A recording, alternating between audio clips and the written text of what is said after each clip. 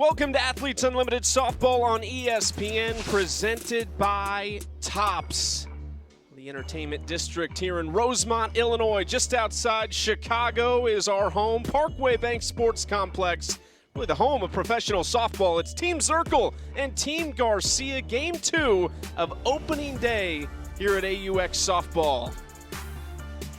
What a start to the season we had between Team Mulipola and Team Garcia. Big day for Deja Mulipola and company.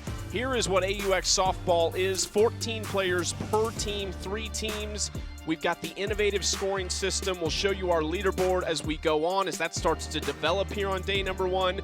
2 weeks of competition, and we will crown a champion. And at the end of every series, we will get new teams with a draft by our 3 captains. The 2-time All-American Amanda Scarborough. I'm Chucky Kemp.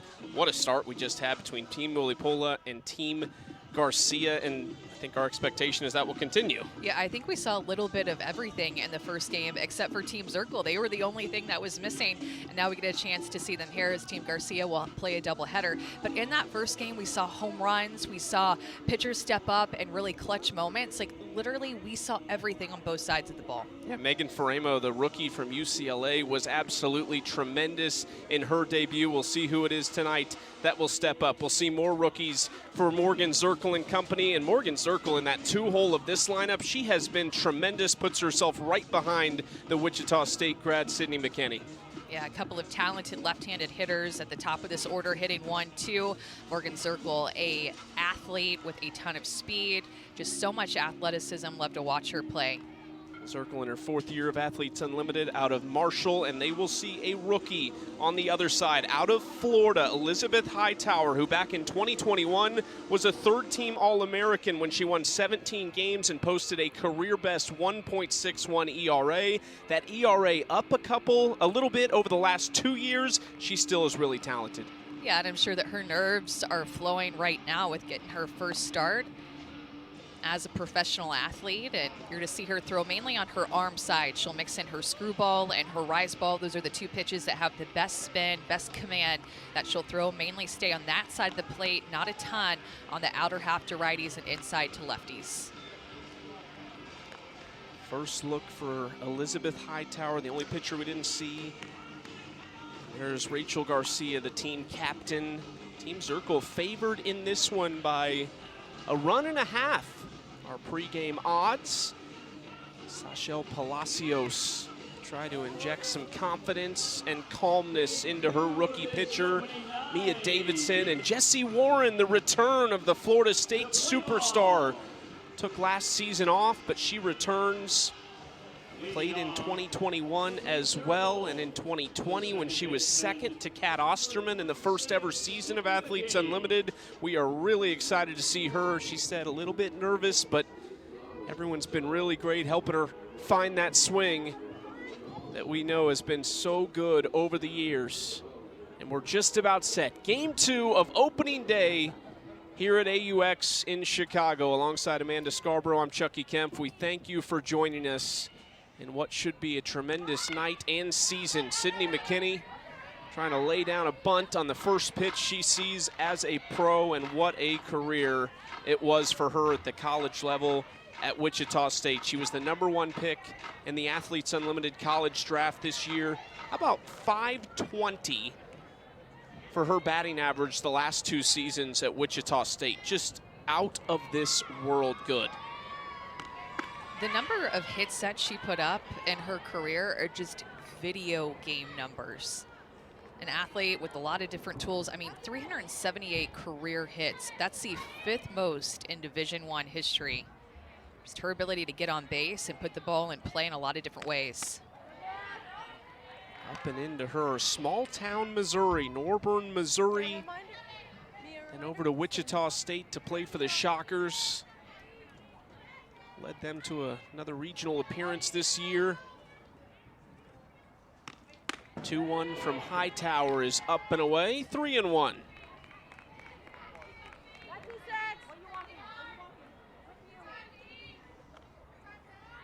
Kenny has played for Team USA in the past, so some of the players here are familiar with her. They talked about how great she is. This is hit hard into center, but at Haley McClenny, and there's out number 1. It always feels good to get that first out under your belt if you're Elizabeth Hightower, and also just your first at bat under your belt if you're Sydney McKinney. If you're a veteran pitcher in this league and Elizabeth Hightower comes to you for advice, when you look at what these hitters can do, what are you telling Hightower? To start more off of the plate and challenge these hitters to see if they'll expand their strike zones. That's the number one thing that I heard yesterday, and talking to the pitchers who have experience in this league, is to miss off the plate and then come on, which is the opposite way of thinking as a collegiate pitcher. It's fouled back by Morgan Zirkle, who has been one of the most consistent performers over the years with regards to the leaderboard. 4th at AUX, which is why she is a captain here. They go off the results of the last season, and there's only 3 captains, but the champion Danielle O'Toole retired. She is a facilitator here this year. Ground ball up the middle, under the glove of Lily Piper, who played mostly third base last season, but she's at second tonight, and that's a base hit for Zirkle. Number 46, Davidson. Yeah, it was definitely something that stuck out to you and I, Chucky, when we got the starting lineup, was seeing Lily Piper get the start at second base, tries to go to her backhand, and that ball off the bat of Morgan Zirkle just sneaks underneath her. That ball was well hit, about 70 miles an hour off the bat. Hightower working against Mia Davidson. The tremendous power threat out of Mississippi State. Got a different view this year. Instead of on the field for Samantha Ricketts, in the dugout with her, and Davidson pounds this one deep to center field and gone. Her first at bat of the season, and welcome back, Mia Davidson. Mia Davidson sends a first inning blast, 258 feet, out to left center. You know that Mia Davidson and Elizabeth Hightower have a lot of familiarity between each other, both coming from the SEC, Florida, and Mississippi State. And Mia Davidson has seen Hightower before. She knows to look for that inner half. That's what she goes up hunting early in her at-bat, and she just demolishes it, 260 feet, and that was 79 miles an hour off the bat. Mia Davidson doing what she does. She is a home run hitter. First at bat of the AUX season, she does just that. 92 of them, the SEC record for her career at Mississippi State. And I asked her yesterday, what was it like, the different perspective? Is it frustrating to not be able to make that direct impact with your bat? And she said, yeah, it's tough sometimes just watching and trying to help the team in different ways. Still looks pretty comfortable with a bat in her hand. So does Anissa Ortez. Sure, she enjoyed the college softball season, watching Utah, a tremendous run they made.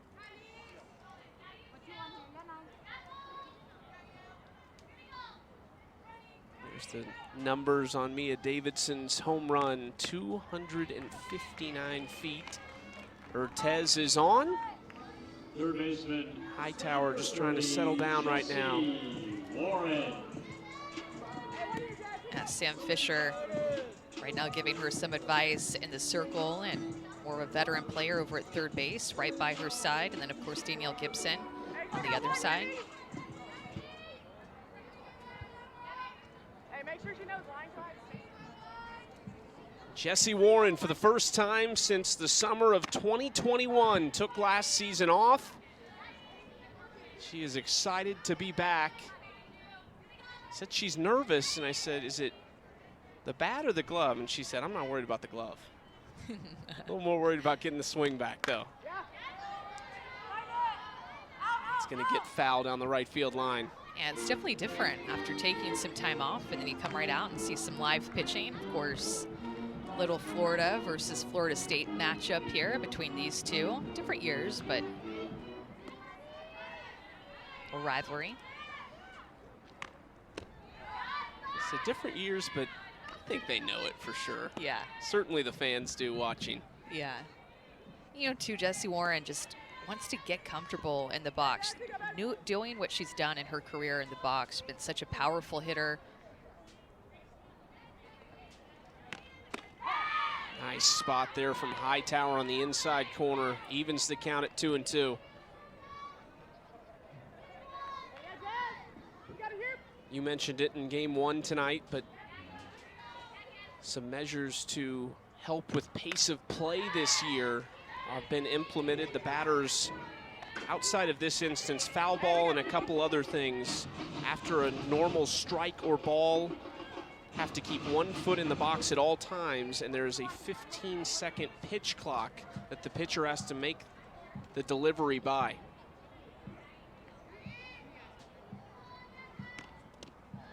That one gets away behind the plate. It's Palacios, and up to second now is Ortez. Ortez kept her feet moving. As soon as she saw that ball down, she was headed to second base, just didn't even skip a beat, and this off-speed pitch ends up just under the glove of Palacios, and Ortez read that well out of the hand. You see the lead she gets, and then just takes off immediately when she sees it on the ground.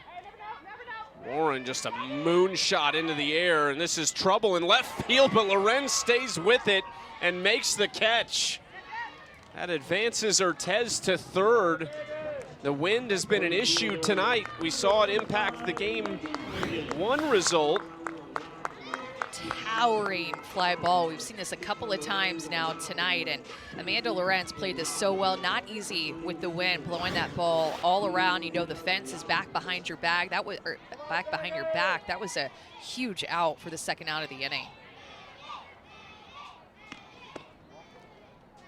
And now the longest tenured pro in the league, Megan Wiggins, 13th season as a professional softball player. And really one of the great careers that we've seen. Her time in Georgia long ago, it seems like now. Went to back-to-back Women's College World Series in 2009, 2010. Those are the first times that Georgia went. Lou Harris-Champer, of course, had an incredible run as their head coach. Megan Wiggins, a big part of it.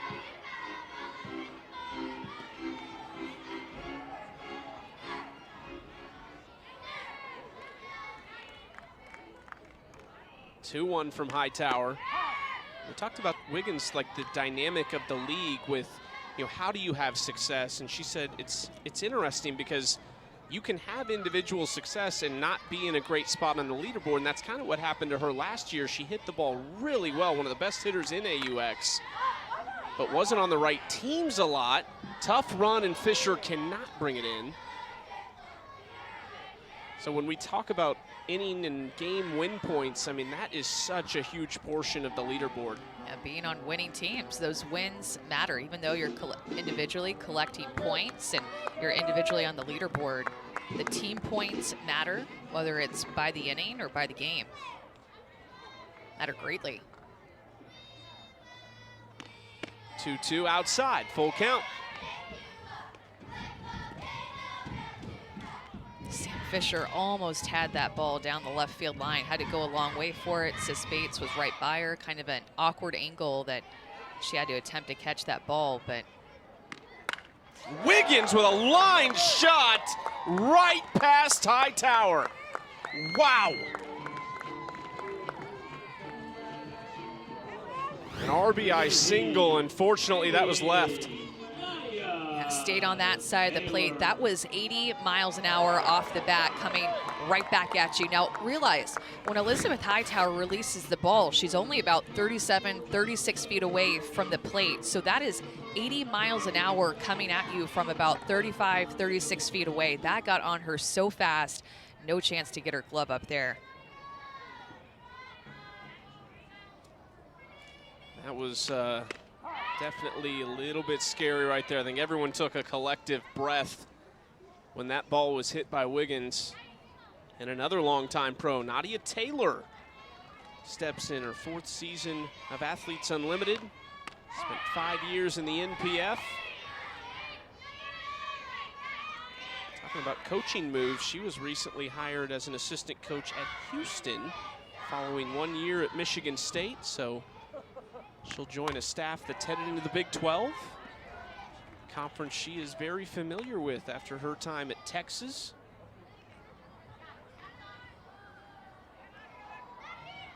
Can you keep up with all the realignment? And No. I haven't now for a few years, like ever since, I don't know, it was almost a decade ago, I guess now.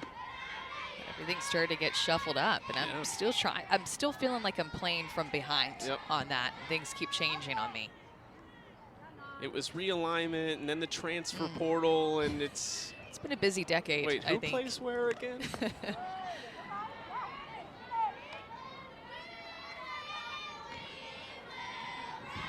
Hightower just trying to limit the damage right here against a veteran hitter. Andrea Filler on deck. Inside swinging. And Taylor is down on strikes. But Mia Davidson making her mark. Mia Davidson, known to be a home run hitter in her career, and she starts out this AUX season with a home run, a towering bomb to center field, a big inning for Team Zirkel, 3 runs.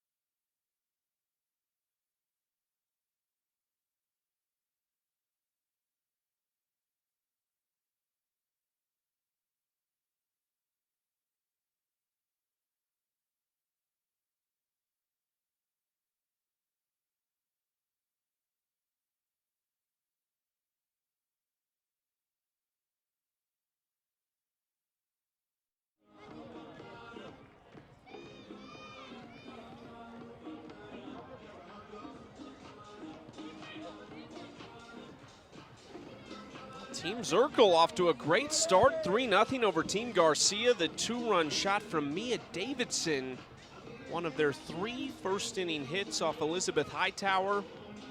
Now for Team Garcia, after a rough start, they have to bounce back. Rachel Garcia moves herself up a couple spots in the order. Quite a few changes actually. Sis Bates goes down to the 9-hole as well. Yeah, it's the thing that I noticed too, is how much this lineup got shuffled. Amanda Lorenz to the 2 spot, Sam Fisher to the 3, and then Rachel Garcia moving herself to the cleanup spot.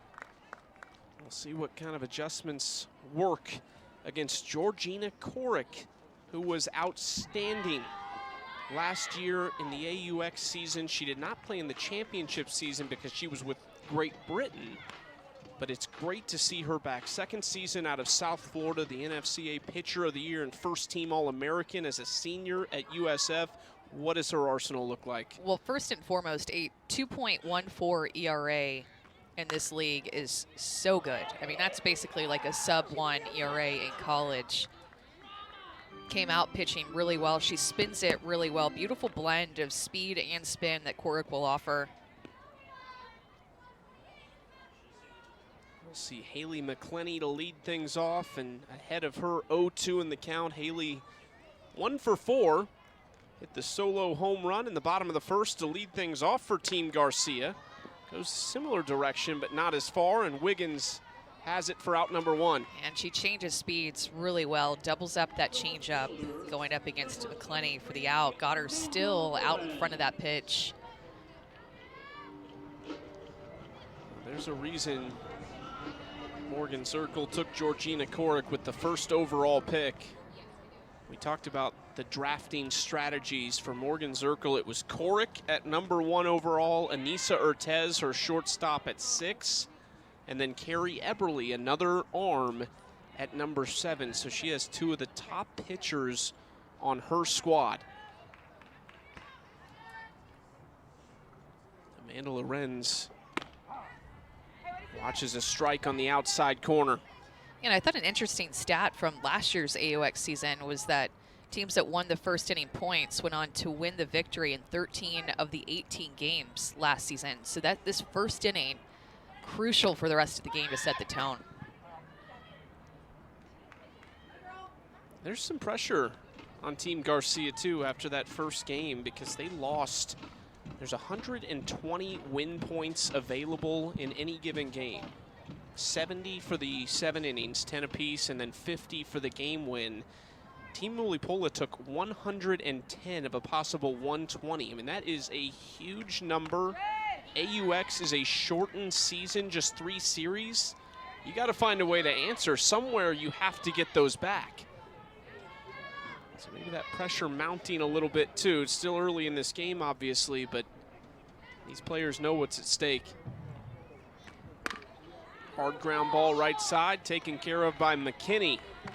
Well, and a tough day to play a doubleheader too, because didn't play their best ball in that first game, and you mentioned just being down in a hole in terms of points, and then you have to turn right back around and play another game and try to figure out a way to win this one so you don't get even further behind.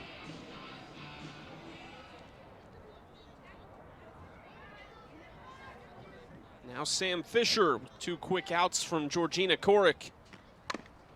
Big swing there and toward the dugout. Luckily, everybody got out of the way.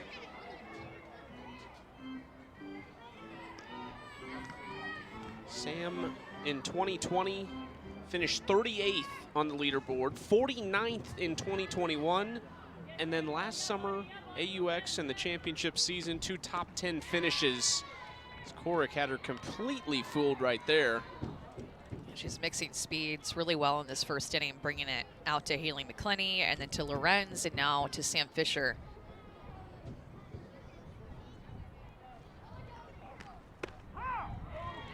And strike 3 looking. Fisher goes down.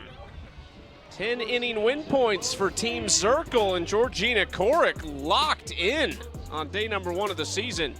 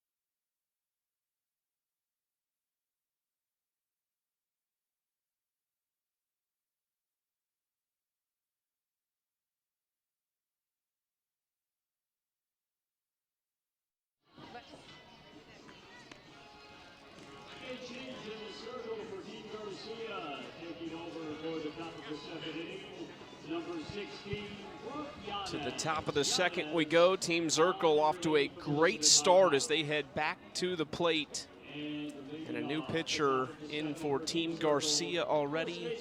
The starter from game 1, Brooke Yanez, a rookie out of UCLA, and up and down for her, but we saw her kind of settle in there after a little bit of a rocky start. Yeah, she had some sharp movement and some good moments in her outing because of that sharp movement and being able to mix in her curveball, her rise ball. Not going to overpower these hitters with speed.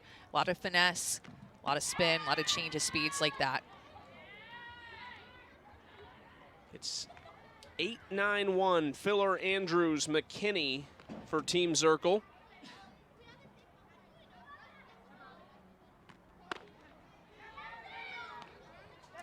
One count here to Andrea Filler.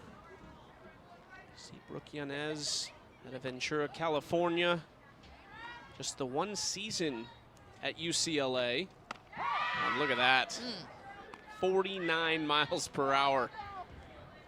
Yeah, she's so good at changing speeds. Again, really won't throw over 60 miles an hour, and then she'll drop in that 49 mile an hour changeup to keep these hitters off balance. Trying to spot the 1-2 pitch, just misses. 2 years at Oregon, started her career at UC Davis where she spent 2 years. Big West Pitcher of the Year there. Wearing number 16 here at Athletes Unlimited. And wearing that because of the assistant coach at UCLA, the associate head coach, I should say, Lisa Fernandez, the Hall of Famer. Yeah, she talked about how she only had 1 year to work with Lisa Fernandez at UCLA because she came in just for that last year, but made such a huge impact on her in that short year. And I was wearing number 16 in honor of her. This is down low, full count here to Andrea Filler. Second season out of Evanston, Illinois. Played in AUX and the championship season last year. 7th place at AUX in San Diego. Line shot up the middle. We've seen that twice in this game. Wiggins off of Hightower, now Filler off Yanez. Yeah, and this was not even close to a full ball on the plate, and Filler hit that ball as if it was just right down the middle. She hit this so hard, and it was only about a fourth of the ball that touched the plate on that outside pitch, and Filler able to drive it right back up the middle hard.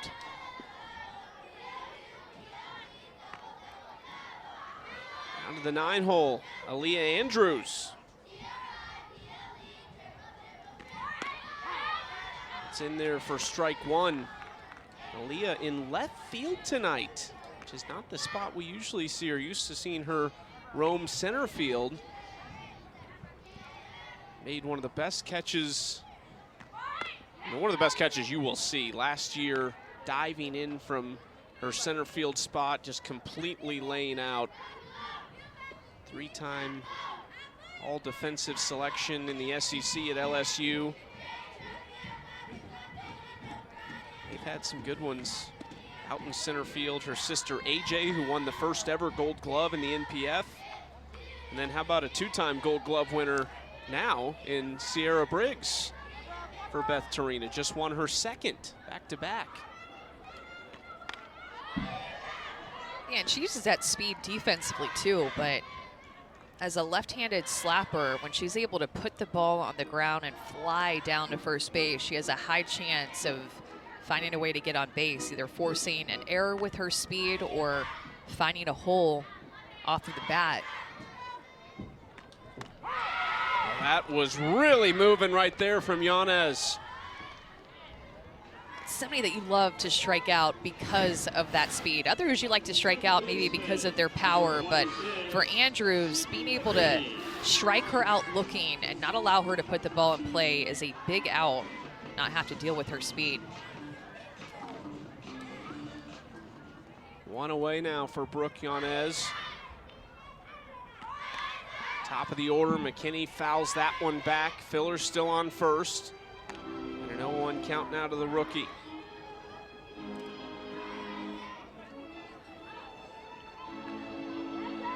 Dad Jason played basketball at Mid-American Nazarene. Sister Madison played softball at Avila University. She might take the crown, though, in the McKinney family. Just sold out for that inside corner right there. And Yanez gave it to her, but took a little bit off of it. It just died down. McKinney expecting that pitch to be somewhere it wasn't. Ground ball off the glove of Yanez. Piper trying to keep it in the infield and does, which might have kept Filler at second. but 2 on with just 1 out. It's the first career hit for Sydney McKinney and 10 points for her. And Lily Piper was breaking towards the middle of the field, and then it ricochets off of Yanez's glove, and she has to try to react to make a play. So hard as a pitcher to understand where your middle infielders are going to be, if they're actually going to be able to have a play on that. If you let it through, I think that probably would have snuck through regardless. But as a pitcher, you want to go for that ball that's hit right back at you, and would have potentially had a chance to turn a double play if she would have been able to stop it. Tough spot here for Yanez. Kind of a check swing type deal there from Morgan Zirkle. Foul ball down the left field line for strike 1.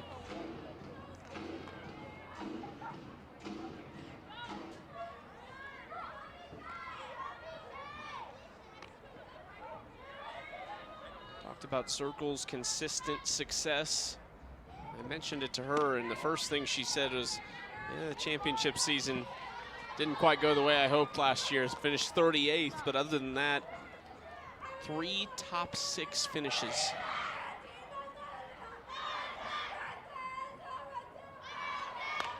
Yeah, she said that's her goal this summer, is to stay consistent. And she said that's something that I pride myself in.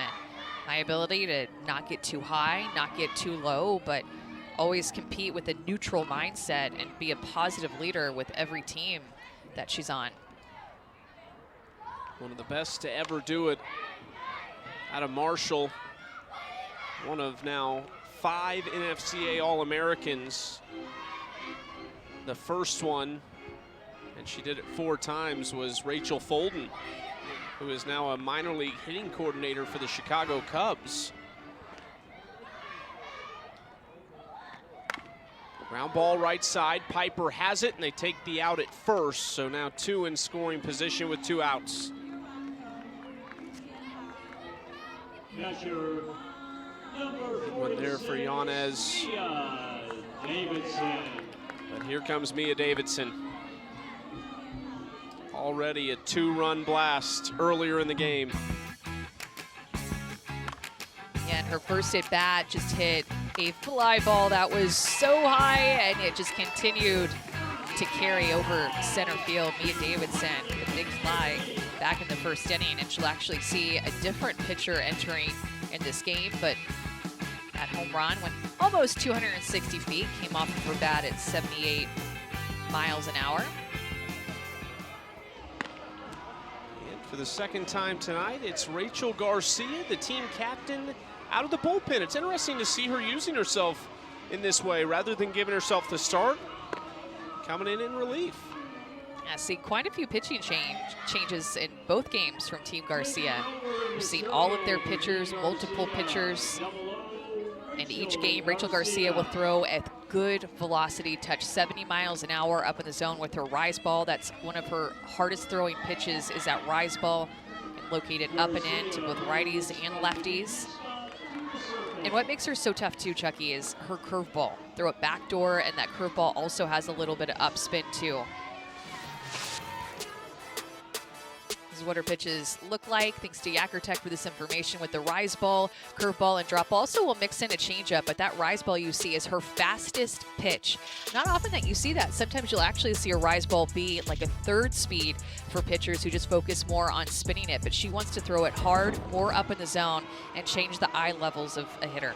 Well, to your point on that curveball, she was, I mean, for her to come out day 1 and to locate it, took her a second to kind of fine tune it, but really started to locate it on each corner like you talked about. And it's Mia Davidson, the first to face her. Swinging first pitch, fouls it off for strike 1. And what we saw out of her in her first outing earlier today is just living on the edges, not coming on the plate hardly at all. She had such good command on both sides of the plate, not missing on it. Looking to see if she continues that. And that actually was one of the few misses that she's had, more on the plate. Good swing by Mia Davidson. She recognized that, saw that it was more on the plate, took a big hack at it. Curveball that missed on. Now 0-2. Davidson not shy to swing away. 3 straight swings against Garcia and 3 straight foul balls. Nice souvenir. Fans love coming to these games. Some young athletes looking up to their role models, seeing them live in person. Certainly be lining up for autographs. Rachel Garcia gets Mia Davidson swinging. Strands a pair. A 0 there in the top of the second. 10 points on the line for Team Garcia.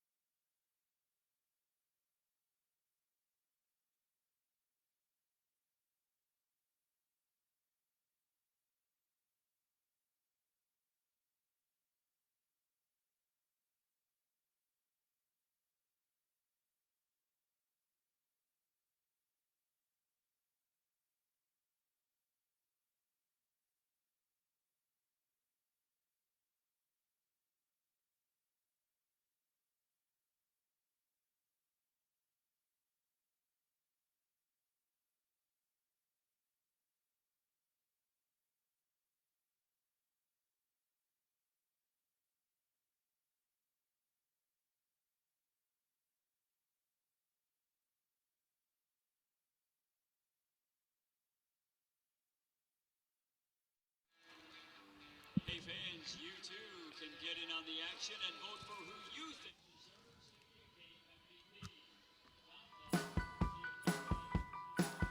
Our week 1 draft recap. Morgan Zirkle taking Georgina Korick, her starting pitcher tonight, with the first overall selection. Took another pitcher at 7th overall, Carrie Eberly, and pitchers 5 of the first 10 selections. For Ramo, the first rookie taken. Yanez was the 10th pick, and we've got Savannah Collins down there. Morgan Zirkle probably feels pretty good about her team so far. She does, and man, was she putting the pressure on at the draft. So Deja Mulipola picked in front of Zirkle, and she was checking that pick timer the whole time. She was calling for violations on Deja. She was putting the pressure on. If she doesn't make her pick in time, do I get to take her pick? Zirkle really brought some fun and energy to the draft this week. Well, and also going really pitcher heavy. We talked about Rachel Garcia not taking a pitcher early on because obviously trusting herself in the circle a little bit, but Morgan Zirkle really went heavy at the pitchers. She did, and you know, there's something funny about starting pitcher Georgina Korick. Obviously, her success is so obvious in her stats for AUX. We didn't get to see her in championship season. I think this has been a much anticipated return for her, but there is something that she told me about her game this season. She has so many different speeds, such a big arsenal. And she said, you know what, I'm just going to add one more pitch to that. So here's something to watch for with Korick all season long. She said her goal for AUX is to get a strikeout with her drop ball. And she said, you'll know when I do because I am going to drop to my knees and cheer. It's what she's worked on all off season. I'll definitely be looking for that with all the data that we have up here, and I just can't wait to see her reaction if that happens. Did you check out any of the practices the past couple of days before entering the games today? Yeah, the blue teams practice, and they're going by the blue tangs this week. That's the fish that Dory is in Finding Nemo. So the blue tangs practices were super relaxed, and talking to some of their staff, they said it's really because this team is so experienced. It has a lot of returners. The only newcomer on this team is Sydney McKinney, and Haley Wagner is the one who said that she has just fit in so well. So their practices have really been about, hey, we're kind of all in the same boat here except for the newcomers, that it's been a while since we played. Softball is going to come back. Let's get our reps in, and let's take a more relaxed approach, and that was what I saw from Blue this week. Well, Savannah, you know this league really well and how important those win points are, and we saw Team Mulipola take 110 of a possible 120. What were you seeing down there from them, and also Team Garcia, who has to respond now? Yeah, I think what Deja Mulipola wanted to put together in that team came through. She wanted those strong bats, but then she also wanted a staff that she's going to be able to piece innings together. And Gold has the challenge of the doubleheader. We're seeing all these pitching changes that Rachel Garcia is making, but I did really like their attitude at the end of that game when they were in that situation where things were coming down to the wire. And I think it can be summarized in something Haley McClenny said. She'd struck out for the second time by Framo, and she came back to the dugout. She looked at Sam Fisher, or she looked at one of her teammates and said, "What was that pitch? I can hit that. We can hit that." So just having that attitude that right after striking out, it's not about the negativity for her or for that team. It's, hey, we can hit those pitches. We can do this. And when it comes to the double headers, there's two really important things. One, getting a strong snack in because you've got a whole game coming up, and Gold did that. And then two, resetting the attitude. There's a base hit for Shannon Rhodes right there. Runner on with just one out. Savannah Georgina Korick back after playing with Great Britain last year. The duo of her and Eberly, two players who have had success here too. I mean, that's the best pitching staff that we're going to see of the week? You know, I think you can't really put it to the test until they play the doubleheader. That's really just this ultimate challenge of AUX is, hey, you may be able to come in and win this one game against a team, but the next day when you got to come out and put it all together back-to-back games, it's challenging. But the first person to do it last year was Georgina Korick, the first one to get a W in both games of AUX. A great start for Korick so far. A couple zeros. They lead it 3-0. Thank you, Savannah Collins.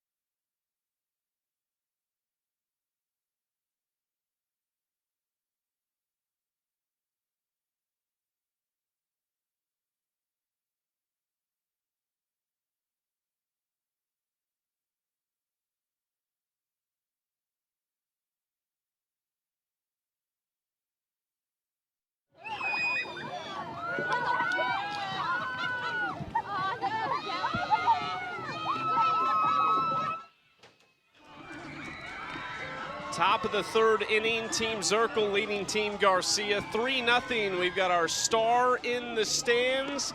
It is Danielle O'Toole who has found a rowdy group of fans. She's hiding in there somewhere. We see Hi. you, Danielle. Hello. Yes. Hi, Hello back there.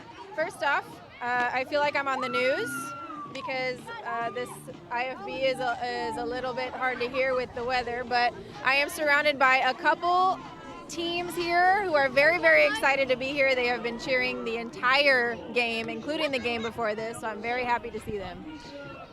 Tuli, Yeah. did these teams know each other, or did they just get to know each other? How do they know each other? Hey, are you guys all friends? Yeah. Or do you guys like barely know each other right now? Yeah. Oh, they barely know each other and they're cheering like they know each other. It's a little bit of a different view for you down there this year. But hey, your Okay. facilitator career, though, started off great. Tell us about the first game. Well, hold on. We're facilitator is good. The only thing is that from the college game to this game, it's been a little bit difficult because the pace is a lot faster, which I love, but it is hard to keep up change-wise because I'm having to, it's like chess, I'm having to think a couple moves ahead. So it's fun. I like it. We feel you with the pace for sure, because we're the same way with calling the game, right? Like trying to stay ahead of it, and it's moving so quickly. Yeah. Anything that are your takeaways besides that from the actual players and your team that you took away from that first game? Honestly, I don't want to say I was expecting the game to be as close as it was. It's just because usually pitchers dominate really early in our season, but the hitters have been on it, and it looks like and especially in this game, they've been definitely on it, and it's been great. Danielle, I asked you the other day about going into the final day last year at AUX when you won it, and it just felt like you approached it the same as you did any other day. What do you feel like was the recipe for you to be the champion of AUX last year? I think just falling back on my preparation and knowing that I did everything that I could have to become that AUX champion, and just usually I'm a pretty humble player, but finally coming into my own confidence and saying I know I can be the best out here, so why not? I'm sure you asked other players for advice whenever you were actually playing out on the field. Did you ask anybody for advice to be a facilitator, and what did they tell you? Oh, totally. Charlotte Morgan, who is also another facilitator. She's the facilitator for Gold. She's been great, especially with how to work a lineup. I actually called Coach Kendrea and Kelly Ford last night to get a little bit of help, because it's different when you have a hitting pitcher, and we have multiple hitting pitchers on our staff. So I've definitely been leaning on my Rolodex. And speaking of advice, Julie, what did you tell Megan Faremo before she went out to pitch? Nothing today.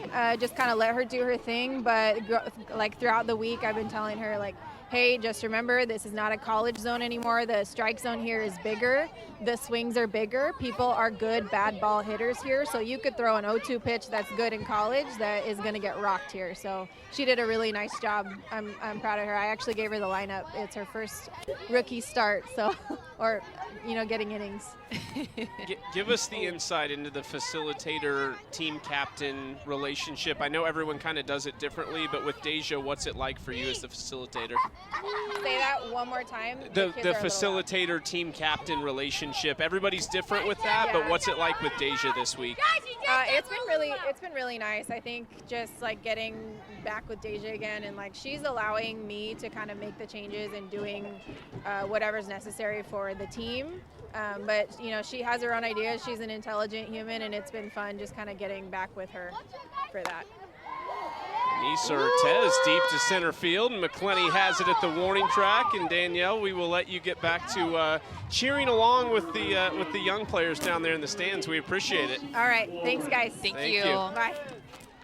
Keep an eye on Danielle O'Toole down in the stands. Maybe check back in with her a little bit later in this game, but she's still a competitor. 1-0 as a facilitator now with Team Mulipola, and they'll rotate every week to a different team, and obviously the captains will change as well.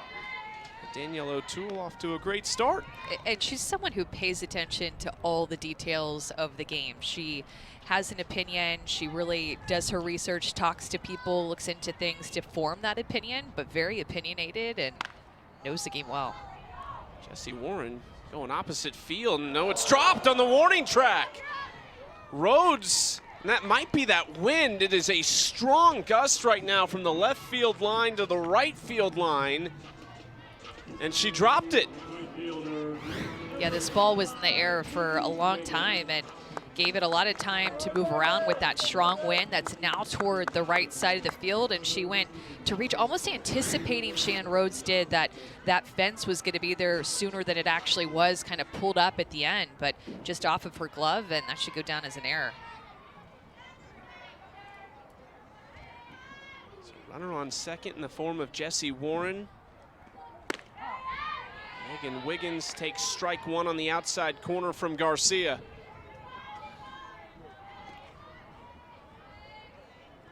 Rachel Garcia knows the importance right now. This is a rollover inning, 20 points on the line. Similar to the start in the first game of the day, some rollover points early on, but also just to keep this game close, not let this get out of hand right now at 3-0.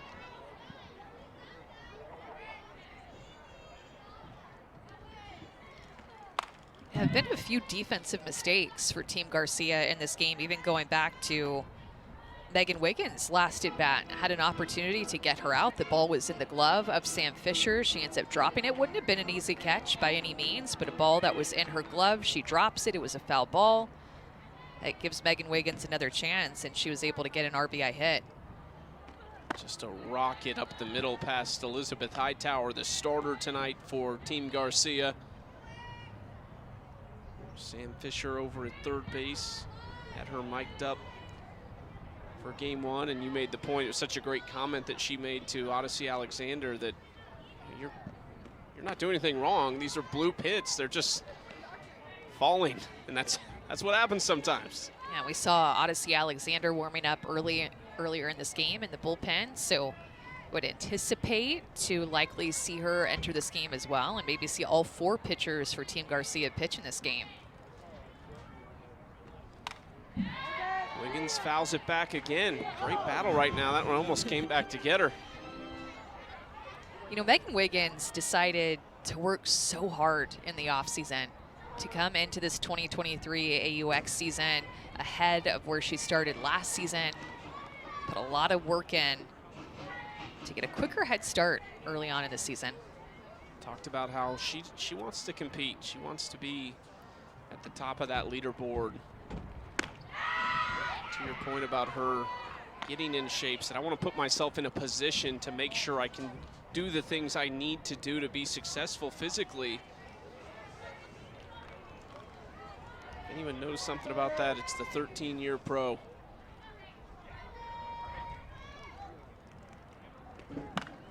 Another foul ball. Yeah, she said, I still want to be that hitter that can hit the home run, the base runner that's stealing bases, the outfielder that's tracking down balls all over the field. Like, she does not want to believe her age and has done everything to prepare for this season to try to, you know, defy her age in some ways. And she's looking good. Had a strong first hit in her at bat.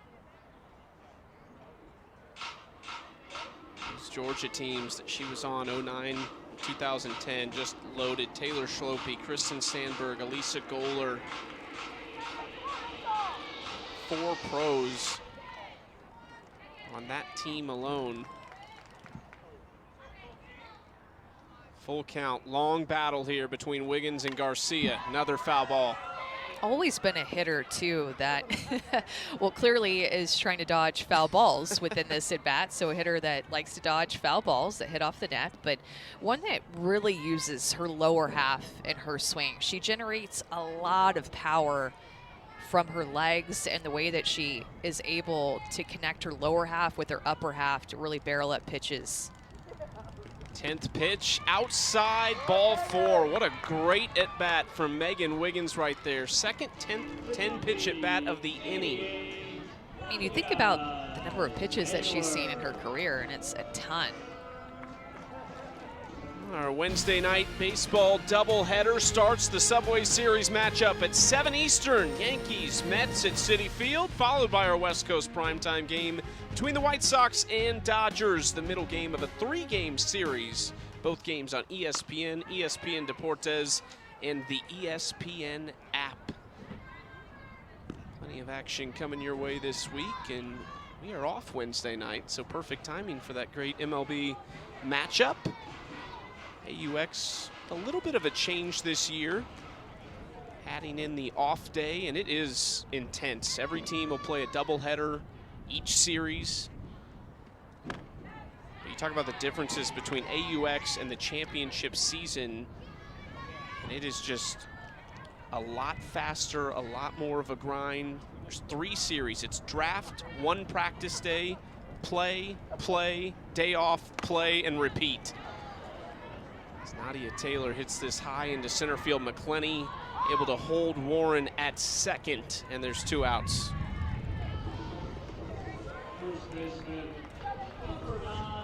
A flex there from Haley McClenny in center field.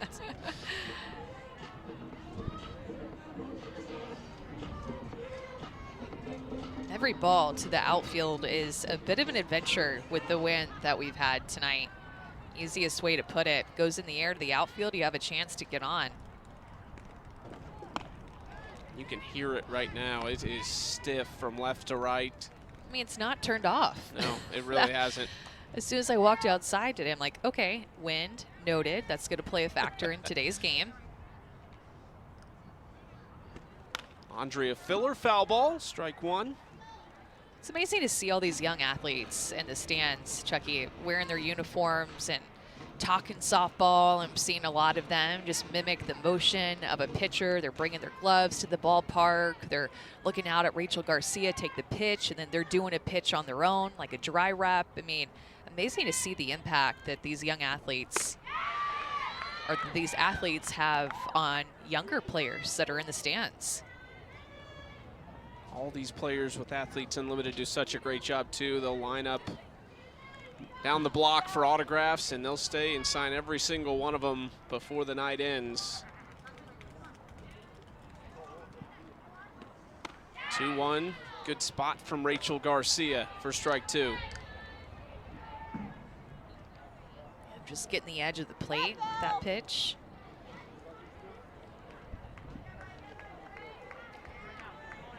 Two away, two on, and a 2-2 count. Filler off the handle a little bit, but down the left field line. Warren scores an RBI single for Andrea Filler. And now they control the 20-inning points here in the third. A couple of hits for Filler in tonight's game, and able to battle within this at bat. Again, Rachel Garcia trying to own that inner half to these right-handed hitters. That was well off the plate, and she's still able to get a single and an RBI.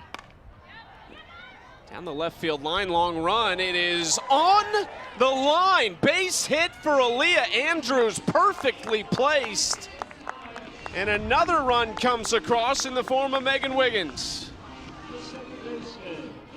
And the umpire down the third base line too was just right there. It just lands right on the line. You couldn't have put it there any better. And he's right on top of it. Amanda Lorenz sees as well that it lands right on the line.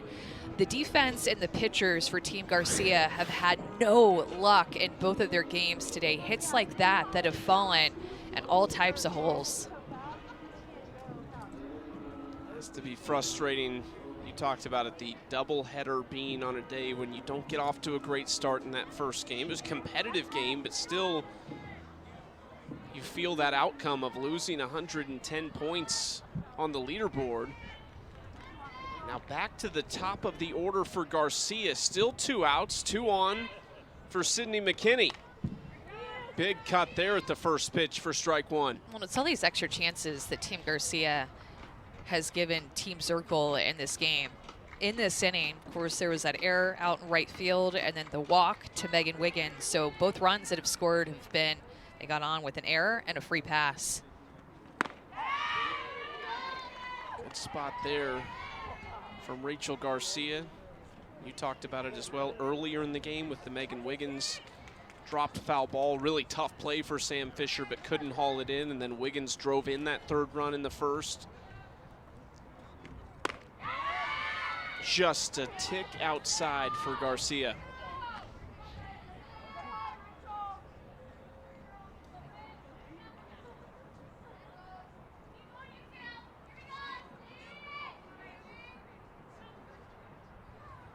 One, two. And just a little adjustment there to get McKinney looking for out number 3. 2 runs come across. Rachel Garcia and company have work to do.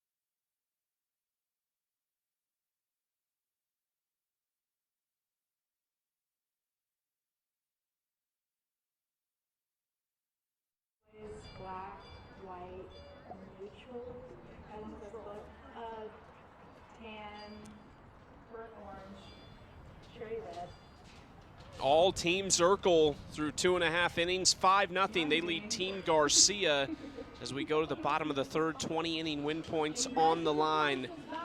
Tomorrow, the final two parts of the four-part 30 for 30, the luckiest guy in the world. The film continues the unprecedented look into the life of Basketball Hall of Famer Bill Walton, and of course the soundtrack for his life in the documentary is The Grateful Dead. It all starts at 8 Eastern, 5 Pacific on ESPN. You can catch the other two parts on ESPN+. Palacios taken care of quickly to start the bottom of the third.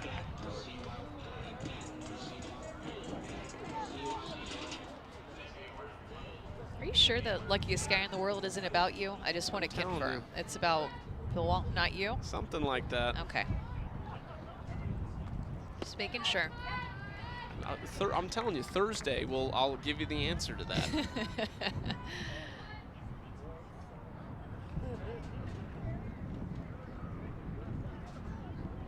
Lily Piper gets the start at second base. In place of Abby Ramirez here in game two. This is a long way up. That is moving too. Wow, the wind got every bit of that ball. Unbelievable.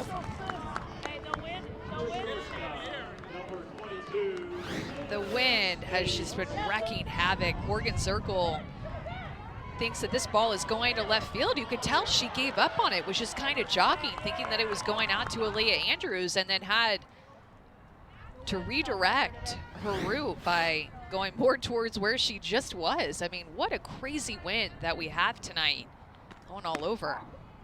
I mean, you could see too on that high home look of where the ball left the screen going to and then landed about 80 feet to the right of that.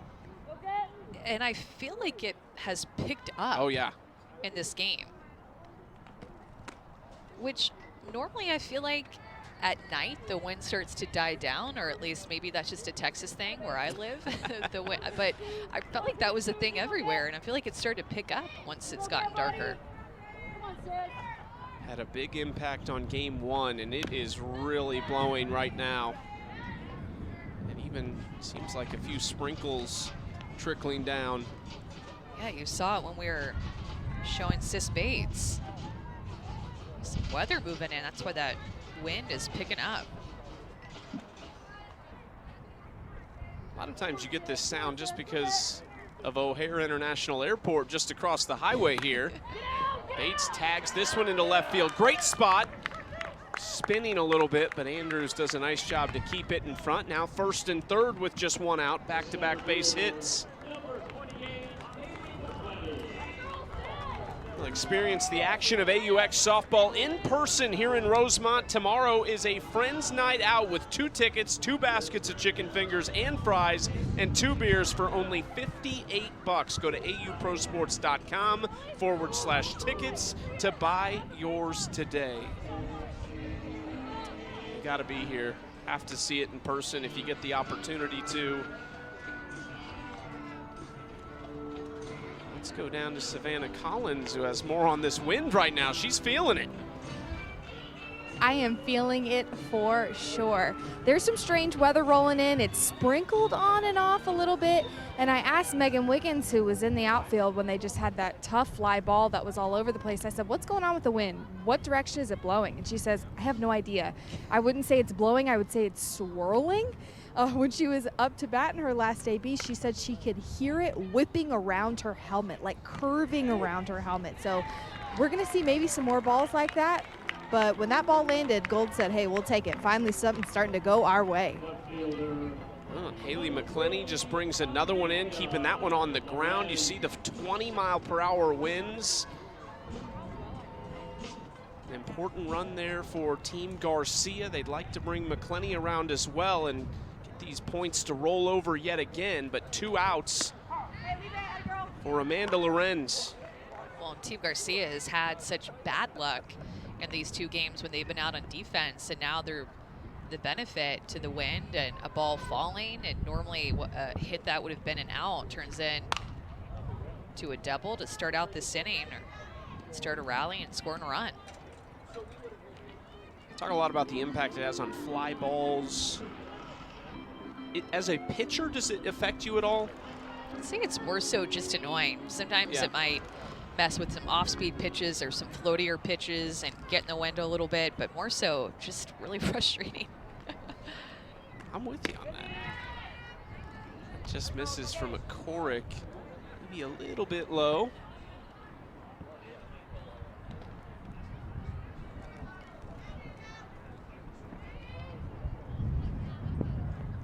One-two pitch to the superstar from Florida, Amanda Lorenz.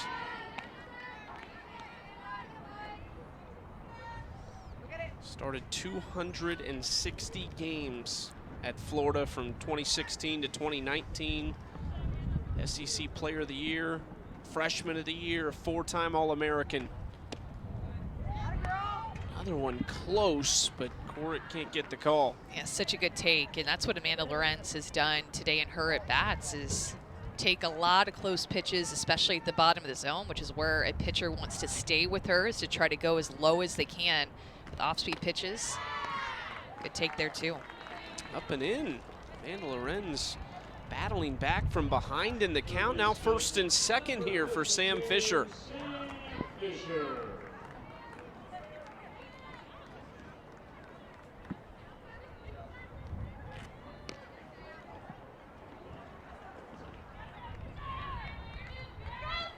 Sam struck out looking to end the first inning.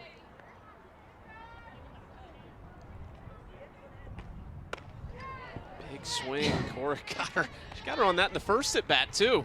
It's just the way that Coric keeps her arm speed up on that pitch so well. Completely sells it, fools the hitter. It looks just like all of her other faster pitches.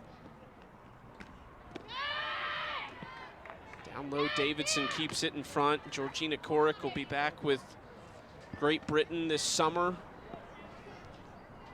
The only member from Athletes Unlimited that plays for that team. Couple on Italy, Andrea Filler, and this is hit into foul territory. Warren going back in the wind. Pushed that one on the other side of her. She kind of got spun around there in foul territory. So the same thing happened when Sam Fisher was playing defense. She dropped a ball just like that. And Megan Wiggins was up to bat and ended up extending her at bat and then ended up getting an RBI. See if Sam Fisher can do the same thing back to Team Circle.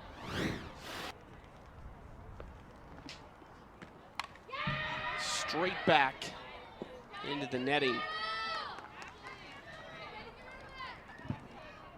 Fisher trying to follow Amanda Lorenz's footsteps and fight back after getting down in the count.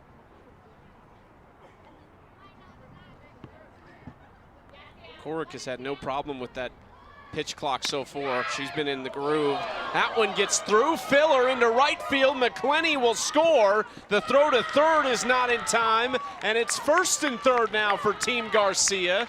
And at the very least, they have forced those points to roll over into the fourth if they can't score another one. It's a way to make the most out of another chance and you're at bat if you're Sam Fisher. This is an off-speed pitch that she recognizes enough to just shoot it the other way. Good base running by Amanda Lorenz too to avoid getting hit by that hard hit off of Sam Fisher's bat. She makes her way to third base.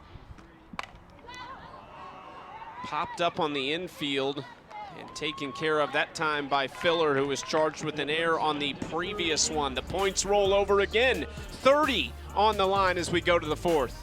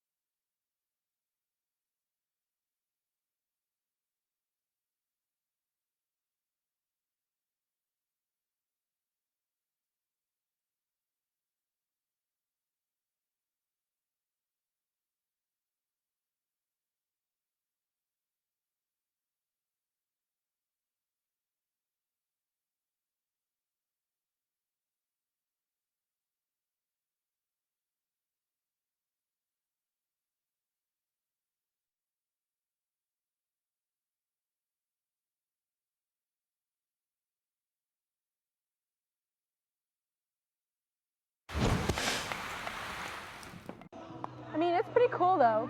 Your blue's, you know, off tone, but we'll let it slide. Okay, score a good call. Yeah. Mostly drop, it's right there. Drop, slow. But also I failed my physical eye exam, so. So did I. That's what my excuse for getting out. I shouldn't have been clear. I didn't pass my I really did fail the eye exam with my contacts in. Yeah. With a C flap? A what? A C flap. That's what it is, isn't it? Oh, I don't know. What do you call it? I don't know.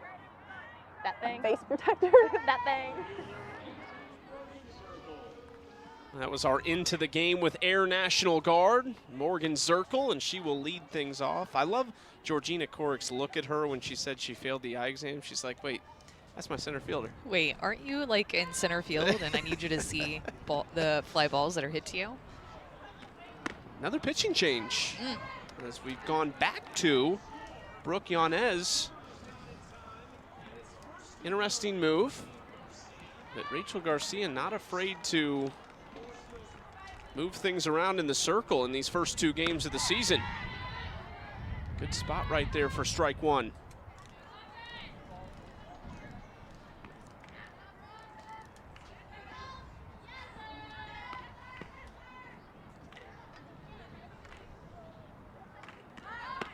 Two, 1, and Zirkle reaching for that one for strike 2.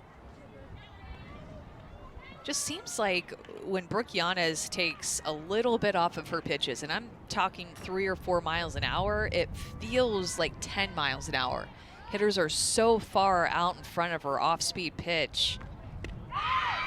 Swing and a miss. Strikes out the first batter after re-entering. Athletes Unlimited and Topps have unveiled the first ever set of trading cards that feature all 4 Athletes Unlimited sports combined in one set. The 200-card base set features 185 athletes from the 2022 seasons, and they are available at major retailers such as Target, Barnes & Noble, hobby shops, and through Topps.com and Fanatics.com. I'm gonna have to go look for those now.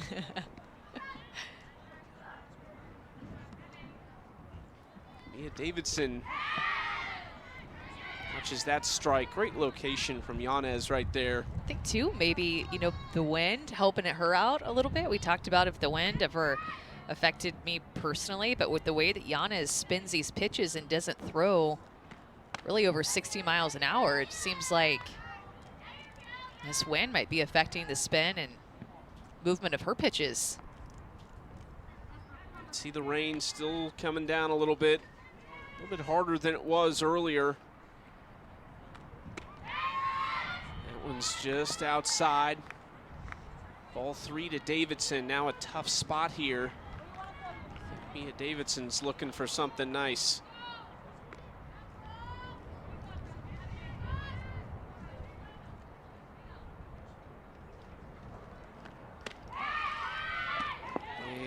Throws the bat and has to come back, and she sends a quick my bad to the home plate umpire Jim Cooper as well. Yeah, I think that was a great call by Jim Cooper, giving that strike, and heard Danielle O'Toole talk about it, but the strike zone is a little bit bigger here than the college game. Big cut right there. They want that called. Any part of the ball touches the bottom part of the zone, the outside or inside, they want that called to the letter of the law. The same zone in those spots as the college zone, but up top is where it gets a little bit bigger and extends up to the armpits, but the full ball on the top of the zone has to be in. Looked like a similar pitch right there that Jim Cooper had called for a strike against Mia Davidson. Maybe just a smidge more inside, but we're talking just a little bit, but Mia Davidson ends up taking the walk. This is a very good location, not an easy pitch for a left-handed pitcher to get into a right-handed hitter. Just missed. Palacios wanted it too. Now Anissa Urtez. Back to that inside corner from Yanez. Urtez in her 4th season out of Long Beach, California. Didn't play in AUX last year, though. Played in the championship season. She was in Japan last year playing professionally.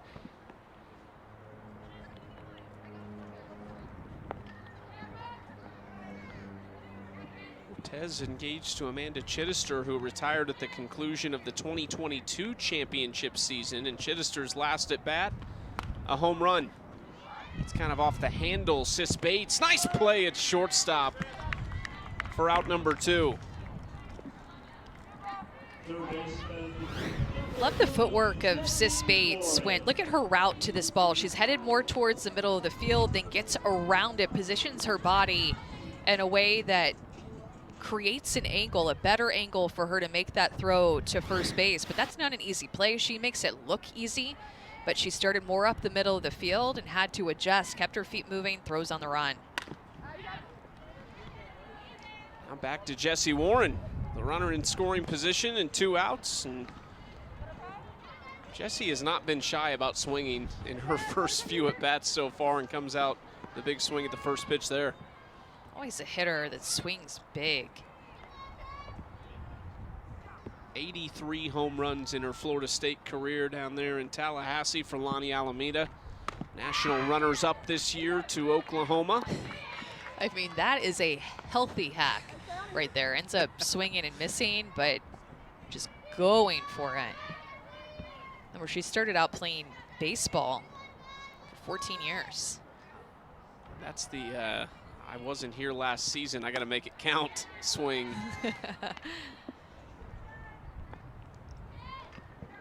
Watches a ball outside that time. This range is not easy to deal with. This weather conditions, not a fun. Ooh.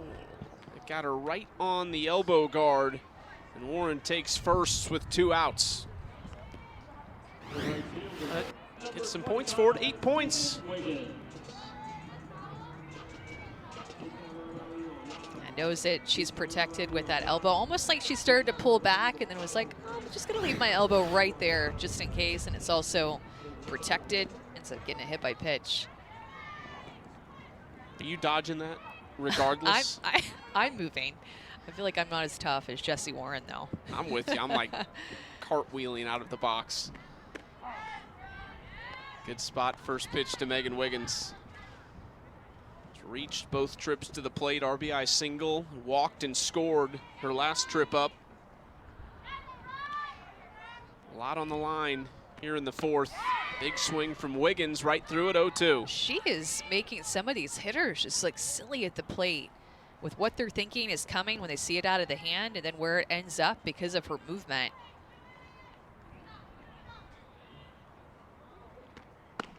Great spot from Yanez. Gets Wiggins looking right there. Strands a pair on the base paths. Yeah, other than the walk and the hit by pitch, Brooke Yanez was just moving the ball, getting swings and misses like Megan Wiggins the pitch before, and then got her looking.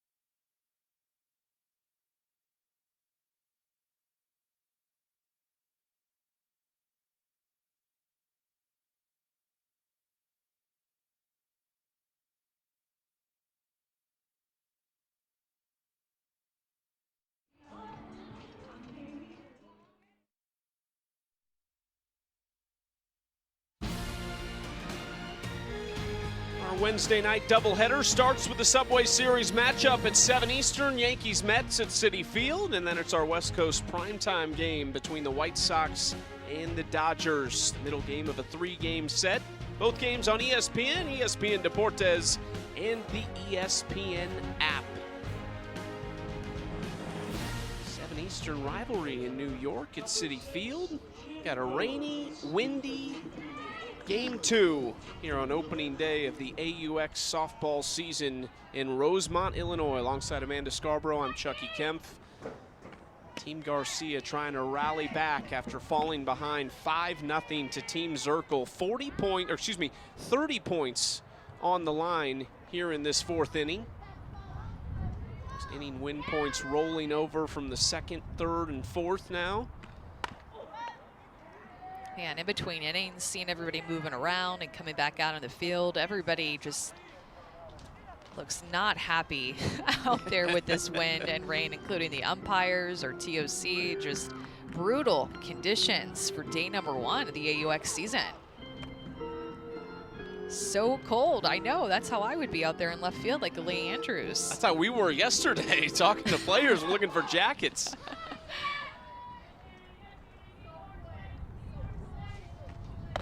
Shannon Rhodes watches it upstairs. 2-1 count now. Georgina Korick, the 2 runs in the 3rd is all she has allowed so far. Just 3 hits for Team Garcia.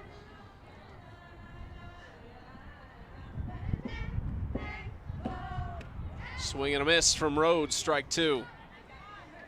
Hitters count. Shannon Rhodes clearly looking for something else, and Korick goes to that off-speed pitch and that hitter's count and gets her out in front of it. Georgina Korick in year 2. We saw Megan Faremo in her first season out of UCLA, and Faremo showed some stuff. I mean, everybody knows what she has, but really impressive in her first professional start. And then we saw Korick last summer, really good. Off to a pretty good start in this one as well. Some of these young pitchers maybe trying to take the reins. It's the top arms in the league.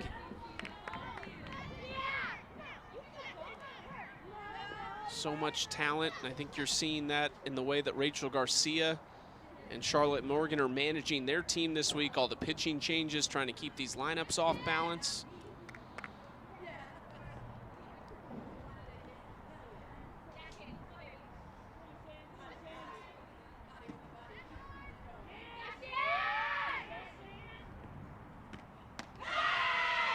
Shannon Rhodes works a walk. For every run scored during this year's Athletes Unlimited AUX season, Aspiration is committed to planting 10 trees. Stay tuned throughout the season to see how many trees will be planted thanks to Aspiration's support. How big of a change is that in the last 10 to 15 years in college softball specifically? The data, the film that these teams have, and the adjustments they're able to make as they get the lead runner at second.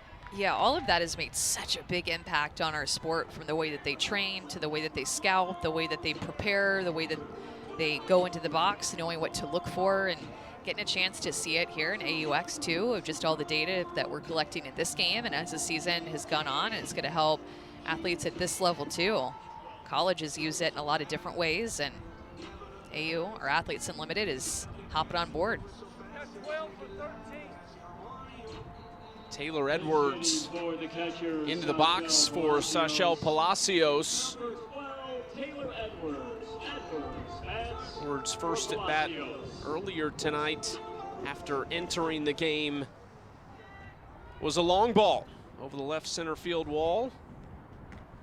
And oh my goodness, Taylor Edwards got every inch of that ball. A 2-run shot for Taylor Edwards. She does it again on opening day.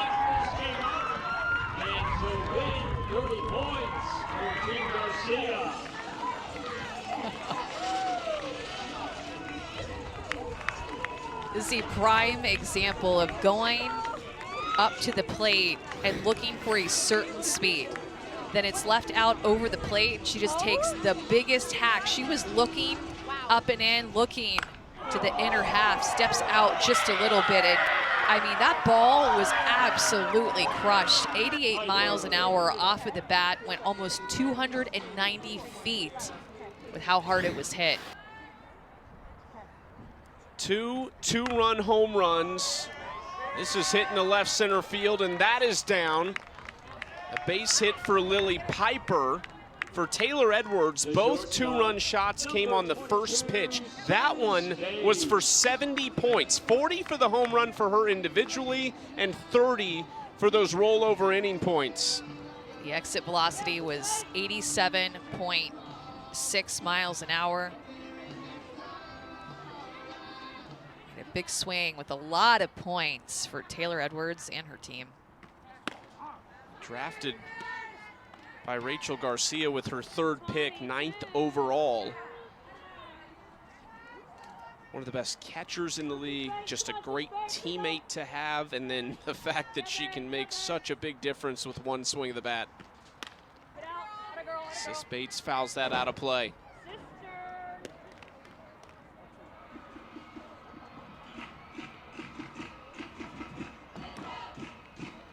Sis had a really nice base hit in the first game where almost went down to a knee to stay with it and send it back up the middle. Would you say go down on a knee like that? A little bit. Yeah. She took that pitch, but back knee ends up hitting the ground instead of hovering above the ground like it did before. 1-2 for Corrick. Foul ball over to the dugout on the first base side. I always go back to how the inning started too, and wasn't as loud as Edwards' home run or the Lily Piper single that was hit so hard off of her bat, but it was the Shannon Rhodes walk. I mean, she was the one that drew the walk to start out this inning. It was a full count. She saw a lot of pitches and found a way to get on base and has led to more momentum in this inning and winning the inning. Rhodes earlier in this game was a victim of the wind in the right field, so it has to feel good for her to make that impact here in this inning. Not only the inning win points going their way, but right back in this game, and actually the same scoreline we saw in the first game.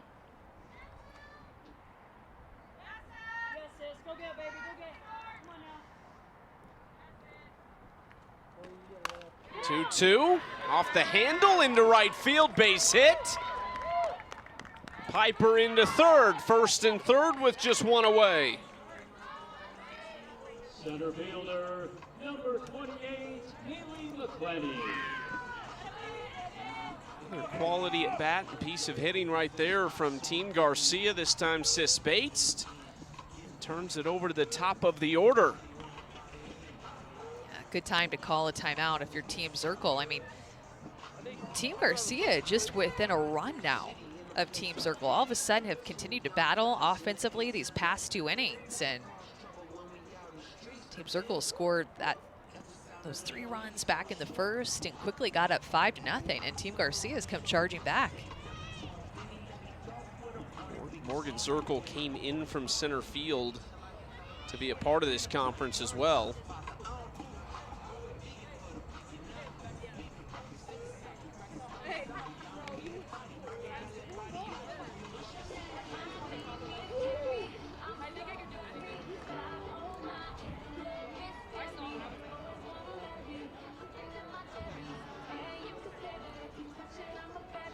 On in relief for Team Zirkle, number 44, Carrie Eberly. Eberly in the circle, relieving Corrick. We welcome everybody to Athletes Unlimited AUX Softball. We are in Rosemont, Illinois, Parkway Bank Sports Complex. Alongside Amanda Scarborough, I'm Chucky Kempf. Bottom of the fourth, big inning here for Team Garcia, and a pitching change now. Georgina Corrick, second-year player out of South Florida, makes way for Carrie Eberly, now a veteran, a former Rookie of the Year in the Athletes Unlimited Championship season, takes the circle for her first action of the year.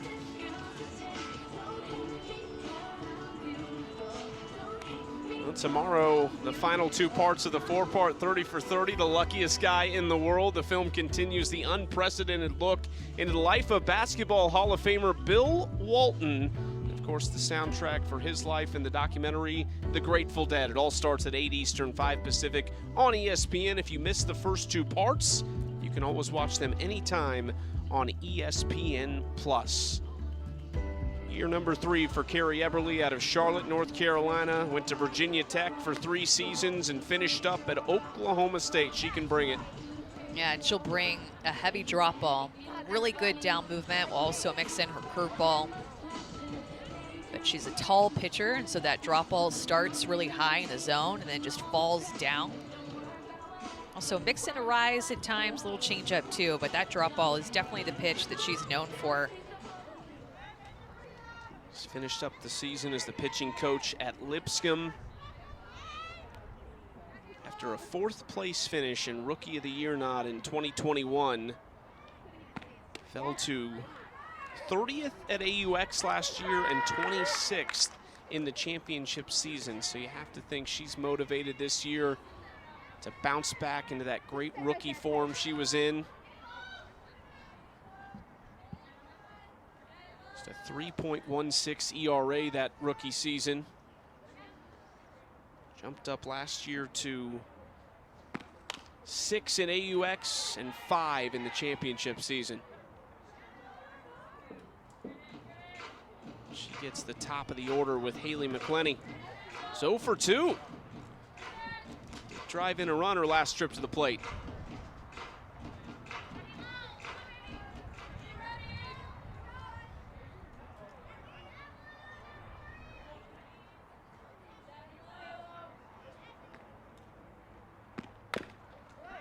Chopper foul, grabbed by Davidson. Team Garcia just has a chance here for a very big inning. 2 runners in scoring position because Suspate stole second to move herself there, and less than 2 outs, have a chance not only score 2 runs, but more than that here in the bottom of the 4th.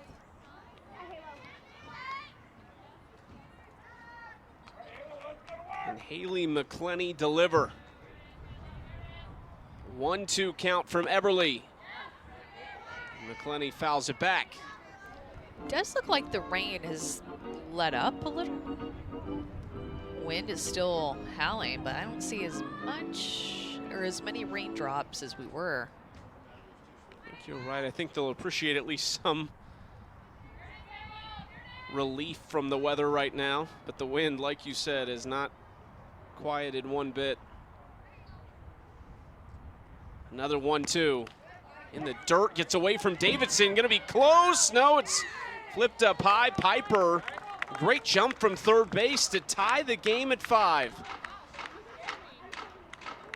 And Mia Davidson was setting up on the inside corner, and then this ball goes outside and off of her arm. That is such a tough pitch to keep in front of you. If you're already leaning towards the inner half, that pitch just goes in the dirt on the outer half and bounces off of her, and now we're all tied up.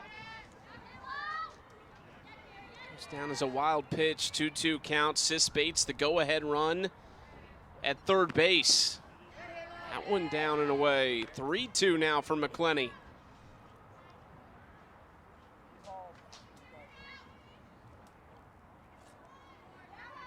Later college ball at Alabama, one of now 7 4-time All-Americans in Alabama history. Montana Fouts joining that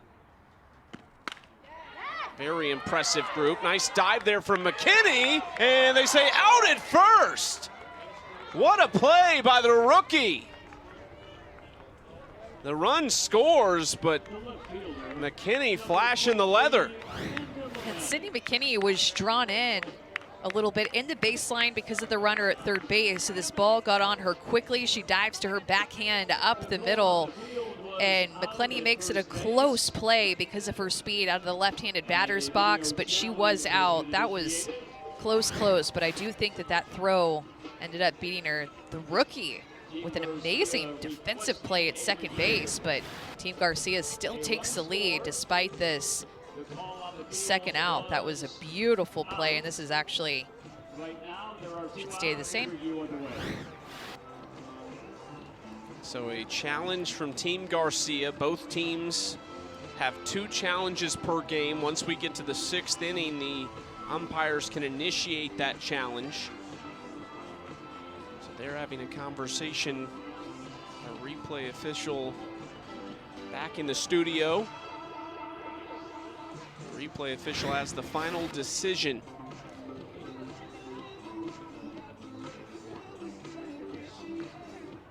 Yeah, I think that should be out. Great call by the first base umpire live. I mean, I always am just blown away with umpires when they get the call right the first time without a replay, without getting a couple of looks at it. They just see it live and call it.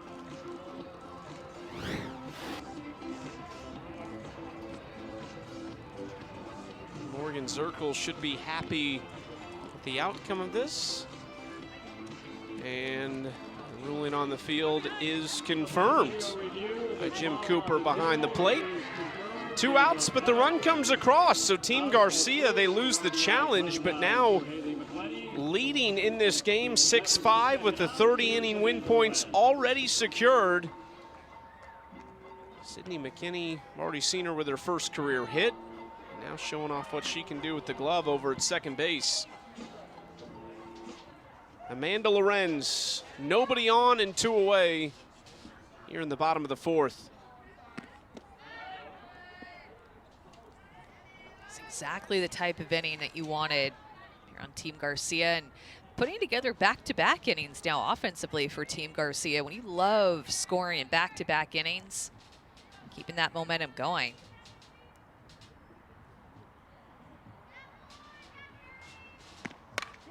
Hit hard right side. McKinney stabs it. Amanda Lorenz hit that really well, but that'll do it. 4 runs across, and guess who? Taylor Edwards again.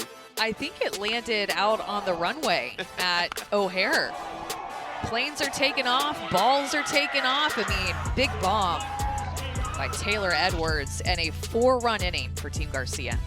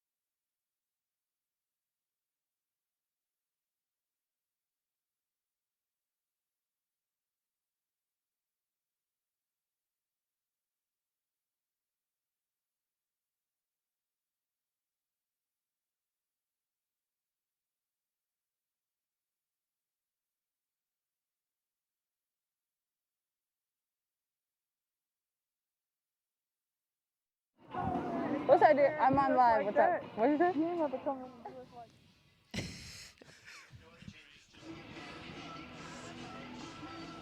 Back in Rosemont, Illinois, Team Garcia leading Team Zirkle. Top of the 5th, 6-5. Taylor Edwards, a 2-run shot.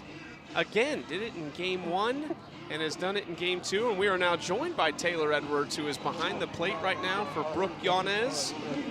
Taylor, you have seen 2 pitches tonight, and you have 2 2-run home runs. What in the world is going on at the plate for you? Oh my goodness, I have no idea, but whatever it is, it can stay. I had to know how it felt coming off of your bat, that last one.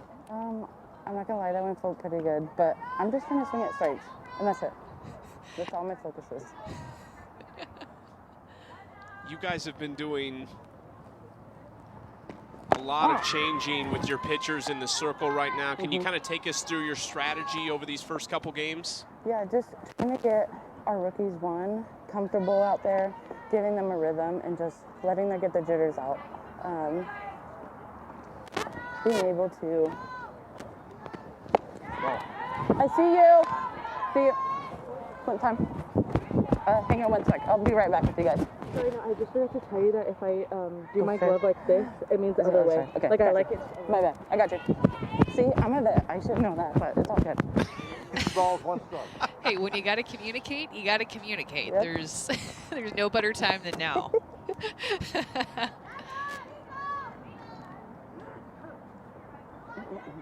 5. Here you go. Yeah, first time catching her live, you know. We just gotta get the timing right.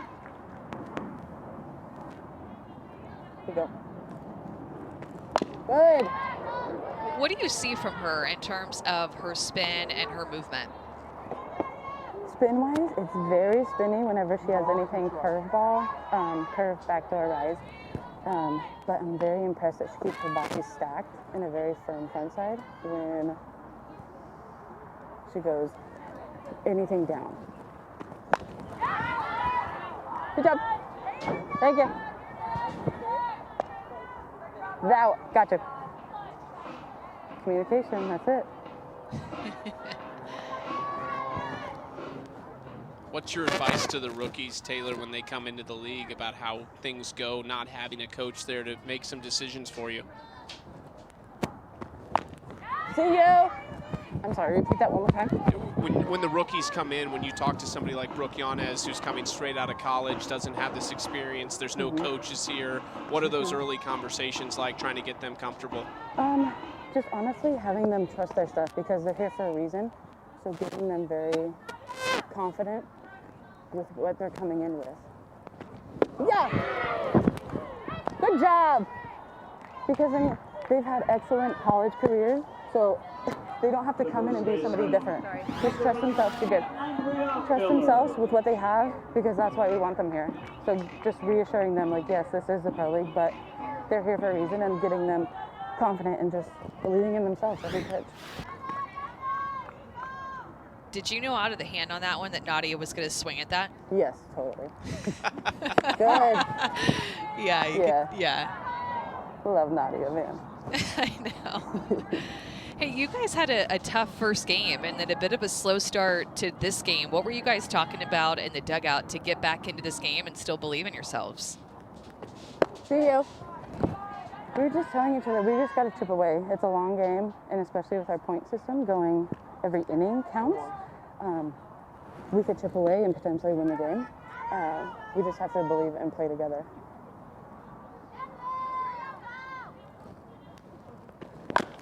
Oh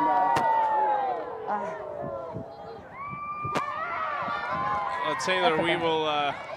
We're going to let you go on that note. Andrea Filler, big swing. We really appreciate the time. Thank you guys. Thank you, Taylor. Andrea Filler. Wow. Talk about light tower power right there. I went over it, it looked like. Taylor Edwards knew it right away. Yeah, she knew it with that swing and how this pitch is about a ball on the plate. Saw it off the bat. She said, oh no. Filler gets her barrel down and under that pitch, and it created such a high fly ball that just continued to travel. I mean, with the wind too, Amanda Lorenz is tracking it down, thinking that any ball in the air has a chance to stay in the ballpark. Taylor Edwards is so, just listening to her behind the plate, just the little communications with her pitcher and the way she approaches the game, and you can just hear her perspective on things. It has to be really comforting for a young pitcher, any pitcher for that matter. Yeah, just the way, again, we saw her communicate with Brooke Yanez just whenever she went out to the circle, but the way that she articulates about her pitchers and talks about the game, I mean, it's just so special. Sees a game in just a different way and from a very catcher perspective, and sees it from a lot of different angles. So fun to talk to her. And the night that she's having tonight with those two-run home runs and has only seen 2 pitches. Sure, she's had plenty of practice, that catcher-pitcher relationship growing up with her twin sister Tatum.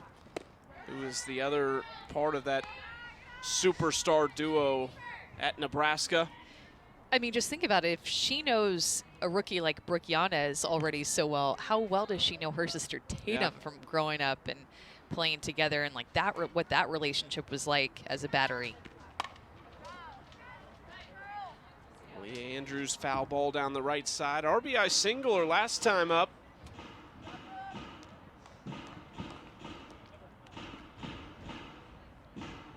Top of the 5th. Morgan Zirkle's team responding and tying things at 6 apiece thanks to Andrea Filler, who is 3 for 3 tonight. Pair of singles, 2 RBIs. Yanez answers with a strikeout of Aaliyah Andrews. Well, introducing Fantasy Pick'em, where you can play for free. Pick your top 4 players of each series and compete all season long for a chance to win a UC Gold membership plus a signed batting helmet. Sign up today at auprosports.com/fantasy.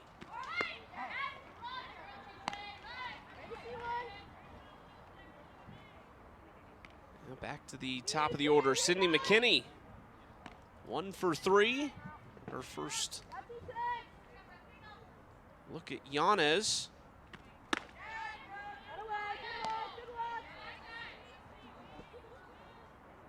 It's another adjustment that these hitters have to get used to, too. I saw Sydney McKinney want to go out of the box, and then she still keeps her left foot in the box. Her first game as a professional athlete with some new rules, and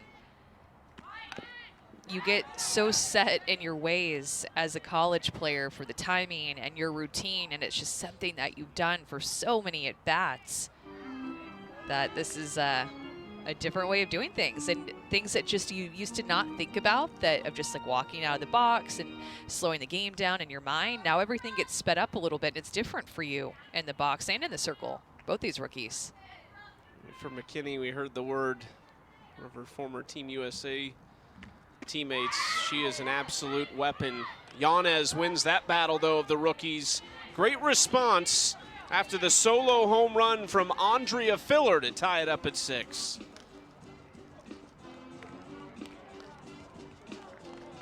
Stay up to date with all the action in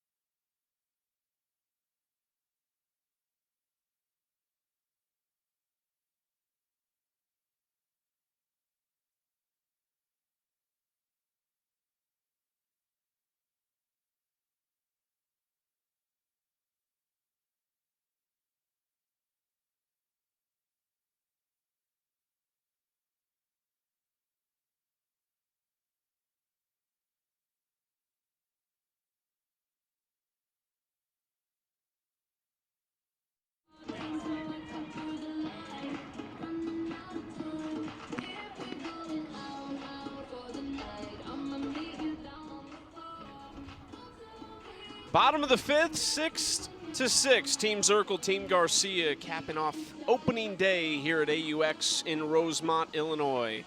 We'll join the Unlimited Club as a UC Gold member to receive a softball gold box. The box includes an exclusive jersey, Cat Osterman bobblehead, and more. Limited quantities are available, so go for gold today at auprosports.com/membership. Oh, I want one of those. I need a Cat Osterman bobblehead. Sit it up here with us and agree with us all night long. I don't want one here. I want one at my house. third baseman. Cat, of course, the inaugural Athletes Unlimited softball champion, the first ever Athletes Unlimited champion. lacrosse, volleyball, basketball, and softball. And softball opened up what has been just an incredible company and league across all sports. Softball the first to add an additional AUX season. Sam Fisher fouls this one back toward the parking garage. And Sam Fisher has had some good swings in the games today, but all of it seems like they've been foul balls that she's gotten a piece of and have seen well, but they've gone just straight back and over our heads. A couple of big hacks, so. Able to lay off that one from Carrie Eberly outside, ball one. She wants to swing. I mean, that's kind of been the trend, though, all night is everybody's excited, it seems like, to get in the box, to take some swings. Seems like all these hitters have been pretty aggressive. Ground ball, tough one there for Warren. Didn't quite pop up like she thought it would.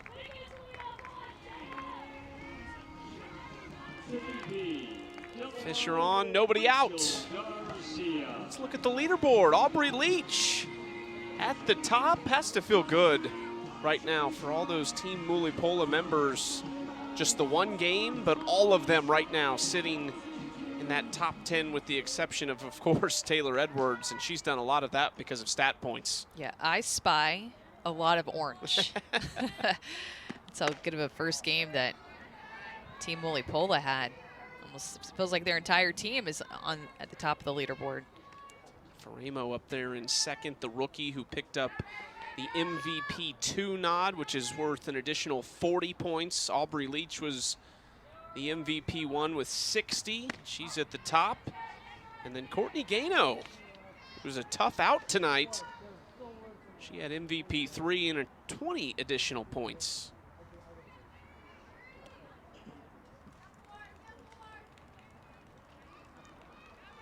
Our MVPs in this one could still be decided in these last couple innings with so much on the line still.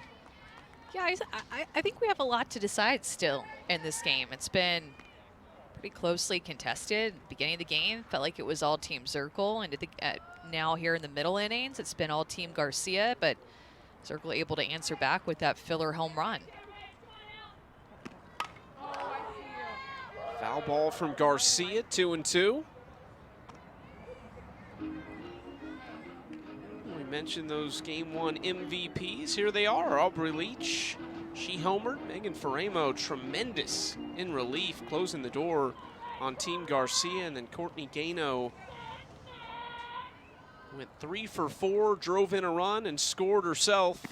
I mean, for Aubrey Leach, it was the bunt single and the home run for me. And then, I mean, also she turned a double play, had a ball that was hit over 80 miles an hour off of actually Rachel Garcia's bat, I believe it was.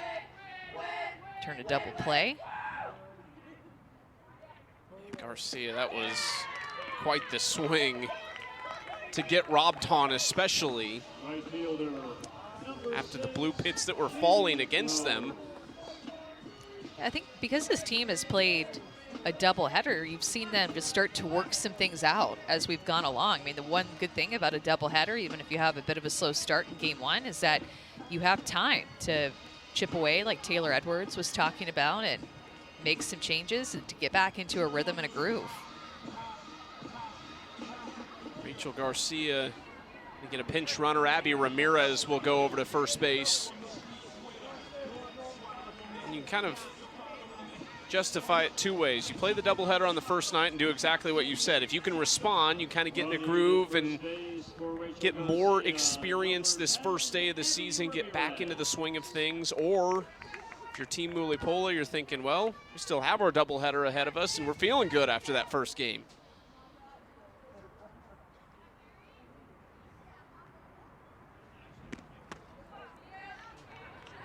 Shannon Rhodes watches ball one. She's reached both trips to the plate, a single and a walk so far for her.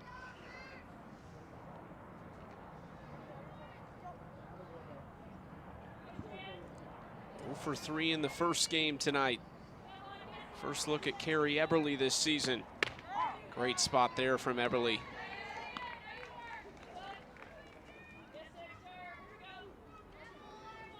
part of the second of 4 straight trips to Oklahoma City for the Cowgirls of Oklahoma State. They'll be looking for their 5th consecutive trip next year. Oh my goodness, that pitch sequence. Going to that drop ball that breaks like 6 inches down, and then she follows it up with a rise ball that just is able to break up. You see Shannon Rhodes trying to hang back on it, but drop ball followed by a rise ball on the same side of the plate. Gets her to back up a little bit there too. See if it sets up the outside corner. Kind of an obvious move, right? To get her to back up off the plate and then see if it opens up the outside corner. So we'll see if she goes outside or sticks to that inner half of the plate against Rhodes. Did try and go to that outside corner. They get the force out at second. Rhodes safe at first. A closer play than it looked like it would be originally, but first and third now with 1 out. Yeah, with Carrie Eberly in the circle, you know you always have a chance to turn that double play. And it was just about a step too late to get the ball to first base because Rhodes runs with some speed, but she throws that heavy down ball, creates a lot of force outs and double plays.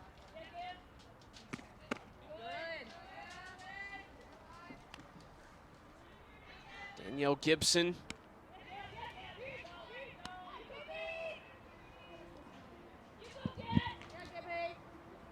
For 1 with a run scored, first and third. Big chance for her to potentially take the lead.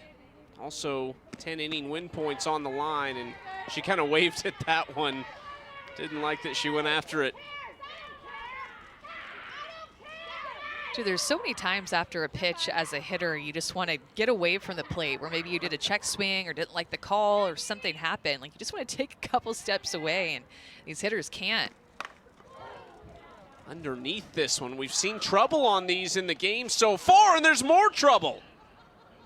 Urtez and Warren, and now Warren is a little shaken up.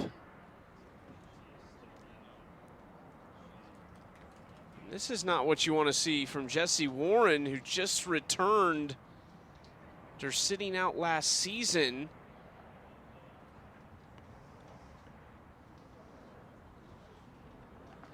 See the concern on Carrie Eberly's face as well.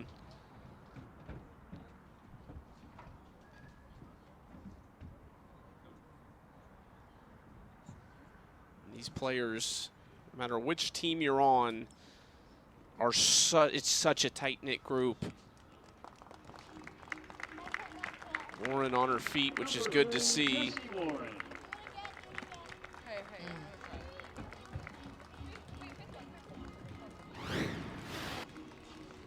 Here keeping that arm, that right arm so still as she walks off and ends up being in pain right away.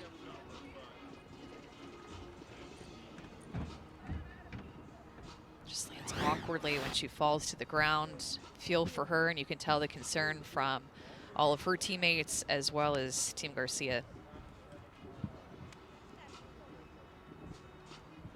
Hard to see too. Maybe the ball hit her. She had some wrap on that wrist, and it almost looked like the ball might have hit her in the hand, but hopefully everything's all right with Jessie Warren. Went back into the dugout, and it was so good to see her back on the field. I know she's really excited to be back this summer. Hopefully it's nothing serious.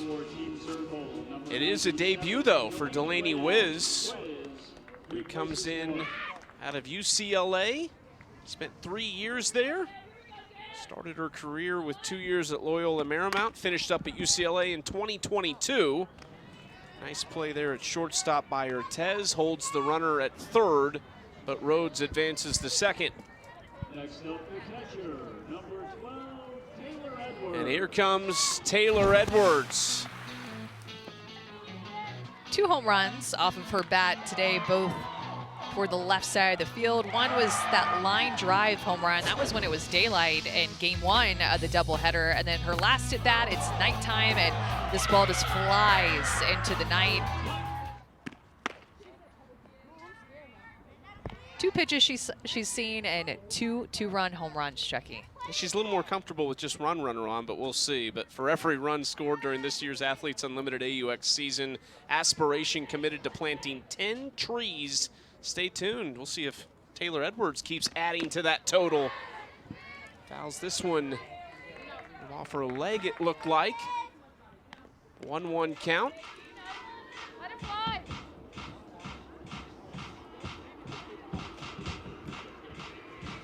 Palacios started at catcher, lined out to first, and then Edwards entered for her as a pinch hitter in the 4th.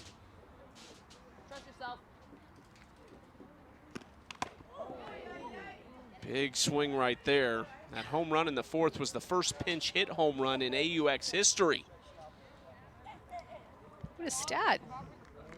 Making sure the umpire is okay. That foul ball ended up looking like it hit off of a couple of masks, like it hit off of Mia Davidson and then the home plate umpire, or just a lot of, actually hit off of her glove, went over her helmet, maybe got a little bit of it, but mainly got the home plate umpire there.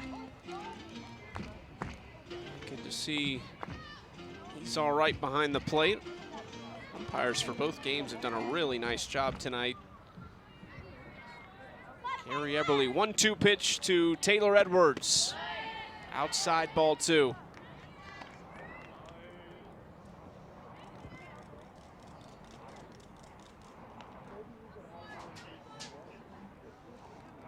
Two outs. Eberly trying to hold them with the 2 runners on. Inside, Edwards dodges it. Do you think that's somebody taking pictures when we're hearing that sound? Is that Jade Hewitt that we're hearing in her microphones? She's probably roaming around down there somewhere, that's for sure.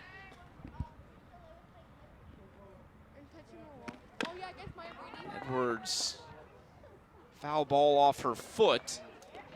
She knew it right away. I think a little confusion for a moment. Either that or she sold it really good. Seeing a little bit of everybody get hit in the sit bat.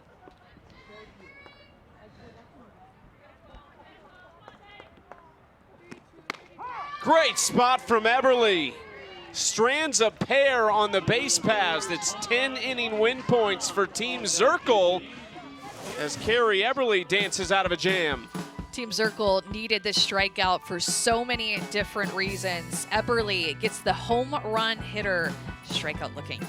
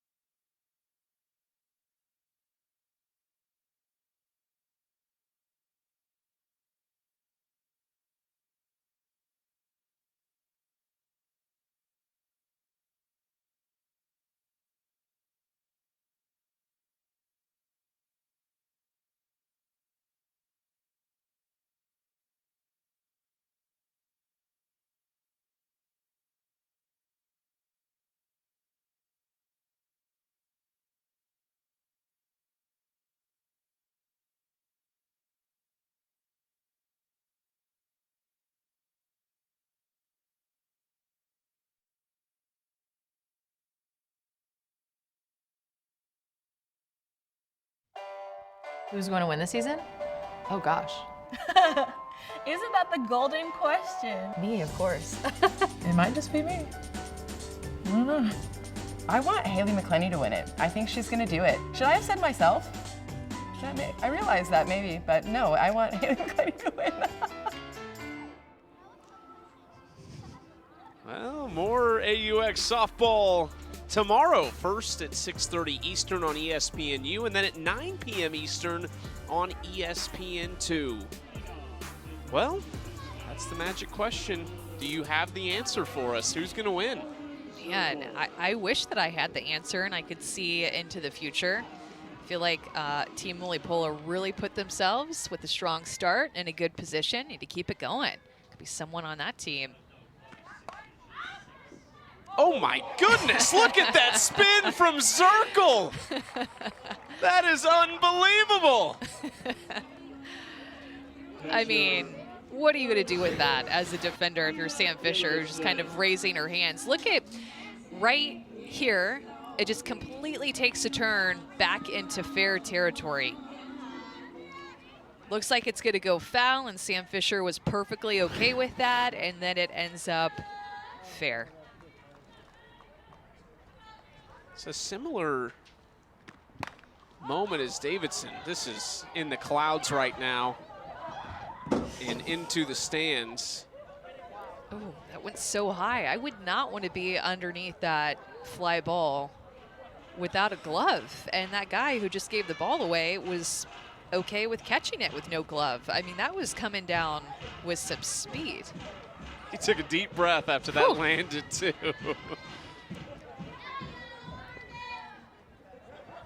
Back to that Zirkle spinner, too. We kind of saw something similar in the Women's College World Series final between Florida State and Oklahoma. The ball bunted down the third base line, but it was the chalk that kept it fair, which was just unbelievable.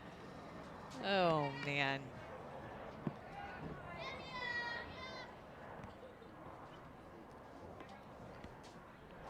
It's starting to rain a little bit again, too. The weather has not been kind.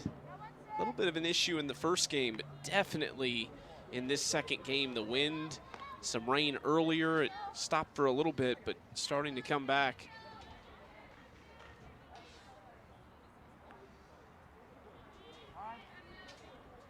Has not had any effect on the competitiveness of either of these two games. 5-4, Team Mulipola over Team Garcia in the first one. And then here in the top of the sixth, it is anybody's ball game as we're tied at 6 apiece. Davidson, big swing, foul ball down the left field line. You know, you like those foul balls, I think, as a pitcher and as a catcher, too, because it gives you a little extra time to think about the pitch that you want to throw after that foul ball. I mean, with the 15-second pitch clock, pretty much after you release the ball and you see the outcome as the catcher throws it back to you, you're already thinking about the next pitch, what you want to throw, how you're setting this hitter up. Some quick on-the-fly thinking for these pitchers in these games today, and a foul ball gives you a little extra time to breathe and think. Time moves fast. Yeah, that's a good point, and with everything that's on the line at any given time, you really can't afford to make many mistakes in this. So walk there to Mia Davidson. Our Wednesday night doubleheader starts with the Subway Series. Mets-Yankees at Citi Field, 7 Eastern. And then we go to the West Coast, our primetime game between the White Sox and Dodgers, the middle game of a 3-game series. Both of them on ESPN, ESPN Deportes, and the ESPN app. Rosemont is the perfect setting for some professional softball and Athletes Unlimited. Rachel Garcia is back in. Already saw her earlier, came in the second inning. Brooke Yanez came back to replace her. And now Garcia in again. Yeah, so this is her third relief appearance, I would say, in 2 games, right? Has yet to start a game. Played 2 games, a doubleheader, and only seen her in relief. I'd be honest, especially on a cooler day like today, it's not easy as a pitcher coming into a game, then sitting still in between the doubleheader, and then coming in relief, sitting still after that, and coming back in. Really challenging, especially for the first day of the season. Well, this was a longer break, too. She wasn't over there for just an inning. It's been a couple innings right now, and it's been long innings. What would you be doing? I mean, if it were you and you knew, okay, I'm going to put myself back into this game at some point, what would you be doing to try and stay warm? Yeah, I'd have a jacket on the entire time, maybe even a a heating pad too on my shoulder or elbow, but also just finding the perfect time to go back down to the bullpen and warm up. Let's go back down to Savannah Collins and check in. Hey Chucky, I've been hanging out over in the blue dugout for a while, and really what they've been looking into going into these last couple innings is what options do the gold team have when it comes to substitution. So while we had that little game break right there, they were all huddled up at first, kind of calculating, okay, if Rachel started and she's entered an exit this amount of times, can she come out? Who can replace her? So they're really starting to look ahead when it comes to this game of who might they face to close this out. And even Zirkle went over to the field umpire and just asked a couple questions about substitutions, what their options are, how many times they can come in and out, because we have seen so many pitching changes. So they just want to be on their P's and Q's and also be ready for what they might see as this game closes out. They have seen plenty so far, and this is probably going to be the scouting report on Team Garcia the next couple days, is expect to see a lot of different arms. As Delaney Wiz steps in for her first Athletes Unlimited at bat. Yeah, and we haven't seen Odyssey Alexander in this game. Didn't pitch a ton in game one either. In fact, she didn't even throw a complete inning. 25 pitches and only got one out. She's been coaching first base for the team. In the bullpen, see if we get a look at her in these final couple innings. As Wiz swung through that one. Couple Bruins going head to head. Delaney Wiz from Orcutt, California. Volunteer assistant coach at San Diego State this year. Same spot Rachel Garcia was in a year ago. Coming home, the tag is there. Nice throw by Piper and a perfect tag by Taylor Edwards. Ground ball to second base with Morgan Zirkle's speed. She's going to be going on contact as soon as she sees this ball down towards the right side, and got a good jump, but a better throw by Lily Piper and the tag by Taylor Edwards to get Zirkle a hard tag there. She's trying to, of course, score that go-ahead run, tie game late in this game, and oftentimes a ground ball to second base is going to score someone if you have speed like Zirkle, but getting that second out at home, and it looks like this will be challenged by Team Zirkle. Gotta say that again. They will take a look at this play at the plate. They can look at the call. They can also look at obstruction, which I don't think was an issue on that play, but no, I think one thing that was tough too for Zirkle, I mean, the bat obstructed more than Taylor Edwards did as the catcher. She positioned herself perfectly with her left foot in fair territory before she received the ball. Then she received the ball and then blocked the base path. It's exactly how you want to tackle that. that's such a tough one too. That's one of the rules where it's like, well, you have to be there. I mean, you can't. You have to be there at some point. What's the time where you make the judgment that it's okay? Yeah, and I'm not sure that that was anyway, but it doesn't look like obstruction to me, but I've definitely had some games where I thought I was right about it and it comes back and gets overturned. So I think any play at the plate is a good call by Team Zirkle to at least challenge, just to see in the event late in this game, every run matters. Just see if you can use the challenge and get it overturned in your favor. Yeah, it's a good point. Can't take it with you. Might as well give it a try. Still have one remaining regardless. Taking a good look at this, I think the call on the field is the correct call. And it is confirmed. Here's all the reviewable plays here, and it was an obstruction and interference question at home plate. Those items can be reviewed here at AUX. The call confirmed, and so 2 outs with runners on first and third.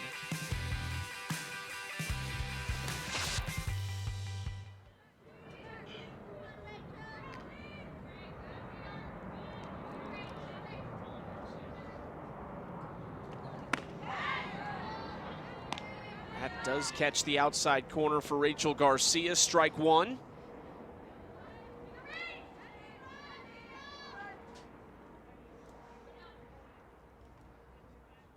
Megan Wiggins watches ball one outside that time. Garcia just trying to test her nerve, going back out that direction. Wiggins' base hit came back in the first inning. A lot has happened since then, but drove in the third run of the game on that line shot up the middle off Elizabeth Hightower. 2-1.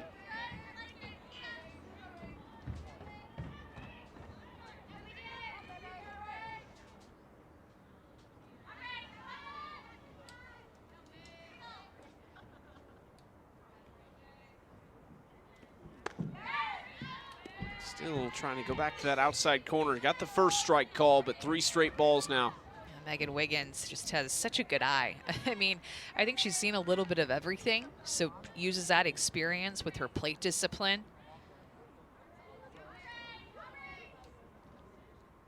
Three-1. Down the left field line, maybe playable long run for Lorenz. She won't get there. You asked Megan Wiggins who the toughest pitcher for her was in Athletes Unlimited, and she said it's Thule, Danielle O'Toole, and she's gone now. So she was, I think, probably, you know, you don't want to see her retire, but probably not disappointed she won't face her again. And that lefty-on-lefty matchup that she had to face with Thule and her incredible spin and movement.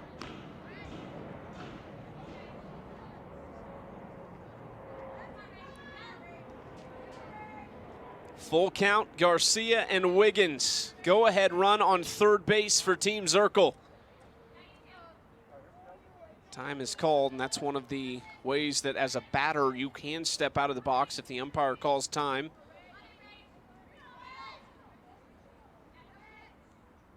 Here's the full count. Just got a piece of it.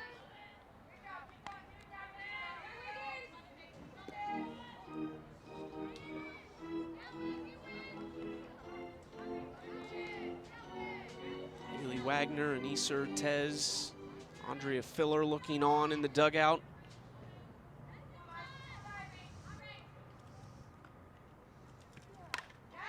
Three-two is fouled back again. That was a good pitch to hit, too. You could tell by the swing that Megan Wiggins gave on that pitch. Out more over the middle of the plate, and that was a pitch to hit if you're Megan Wiggins. 8th pitch coming.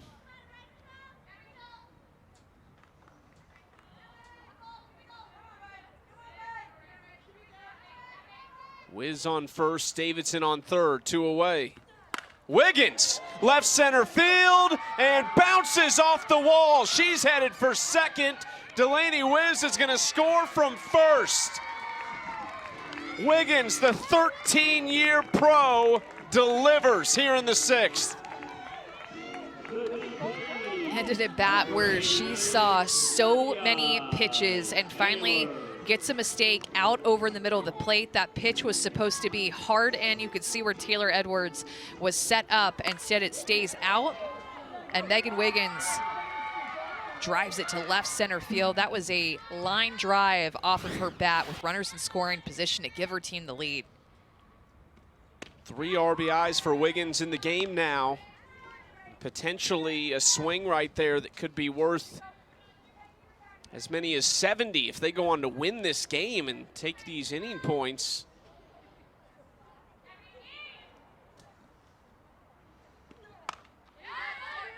Off the handle of Nadia Taylor and landed right next to our field mic down there. Let's go down to Savannah Collins with more on Megan Wiggins. Coming into this season, Megan Wiggins is the ultimate testament of age is just a number. And when you ask her about her career, we sat down and I go, Wiggins, what am I supposed to ask you in year 13? We've talked about it all. She just said she wants to be successful at a high level still. That's something she'll never let go of. And keeping the mindset to be the best ever. And she's still getting it done. Nadia Taylor still getting it done. The 2 veterans combining right there. An RBI single for Taylor to bring around Wiggins. And Nadia Taylor had struck out in 2 of her first 3 at bats. You could tell she was getting a little bit frustrated with herself, so decides to go up swinging earlier in the count. 1-1 count, sees a pitch that, again, is out more over the plate. Now that Rachel Garcia, again, her 3rd relief appearance today, you can tell she's starting to tire out a bit, leave more pitches out over the middle of the plate, and not throwing with the same velocity that we saw in game 1 when she was 69, 70, 71 miles an hour. See, they'll come back tomorrow for 1 game. Their doubleheader game day will be done after tonight. Gets Filler to pop up on the infield. Fisher has it, but the damage is done. 3 runs come across. Megan Wiggins, a 2 RBI double. Nadia Taylor brings another one around. It's 9-6 Team Zirkle.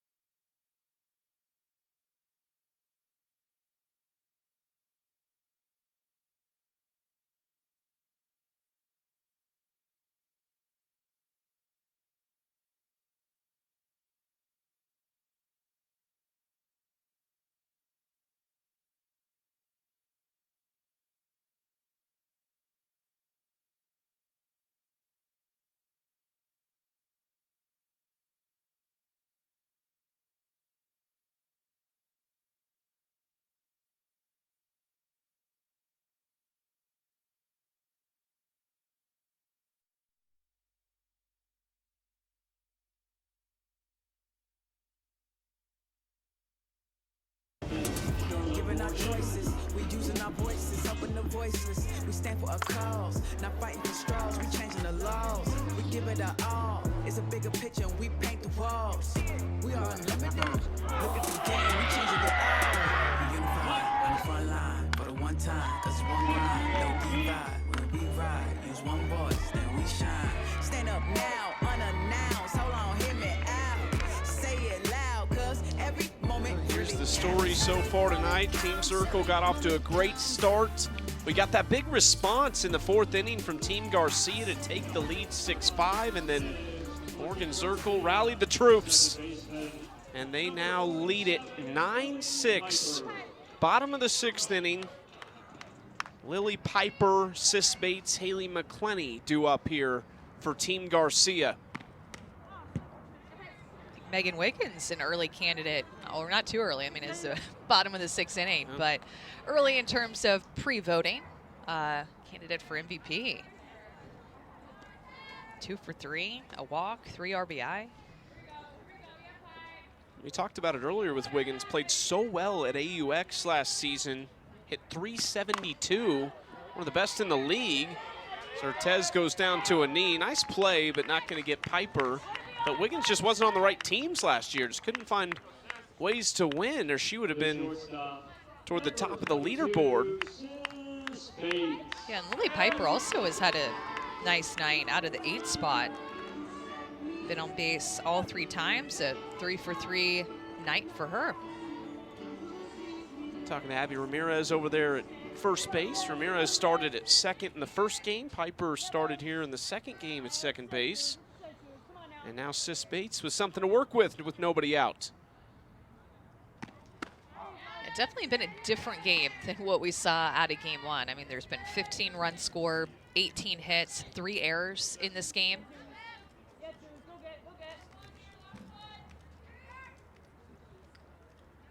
The wind has died down just a little bit from what we saw earlier. But that had a big factor in those middle innings. Some of those runs coming across thanks to the elements. Big difference maker in this game, too, has been clutch hitting for Team Zirkle. 5 for 12 with runners in scoring position compared to Team Garcia, just 1 for 8 RISP. A lot of those big hits have come with 2 outs as well. 6 2-out runs in the game so far for Team Zirkle. Yeah, they're 5 for 11 with 2 outs compared to Team Garcia 0 for 5 with 2 outs. Sis Bates, chopper. McKinney flips to first for out number 1, but Bates with some sort of sacrifice as she gets Piper to second. And tomorrow, the final 2 parts of the 4-part 30 for 30, the luckiest guy in the world. And it's the unprecedented look into the life of Basketball Hall of Famer Bill Walton. All starts at 8 Eastern, 5 Pacific on ESPN. And if you missed parts 1 and 2 last night, you can always watch them anytime on ESPN+. Could you hoop? I was a really good passer, really good assister. It's interesting. If that's a word. Okay. Not a great shooter. Okay. But, you know, I could throw it down the court and beat the full court press. That's a good point, yeah. That was back in my middle school days. But you know who was a good basketball player? Haley McClinney. Actually wanted to play basketball in college. Yeah, said she would have given it all up if she could have played for Pat Summitt at Tennessee. Got to meet Pat Summitt when she went on a recruiting visit to Tennessee. Ralph and Karen Weekly took her over to Pat's office, and she said, I don't think I said 2 words in that room with Pat Summitt.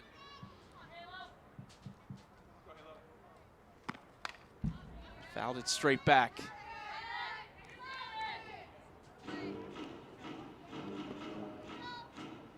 Lily Piper, she played basketball at at Akron to start her career before transferring, a 2-sport athlete. 1 season of softball and basketball there. Her aunt, Kay, played softball and volleyball at Akron in the mid-'80s. That misses outside from Eberly.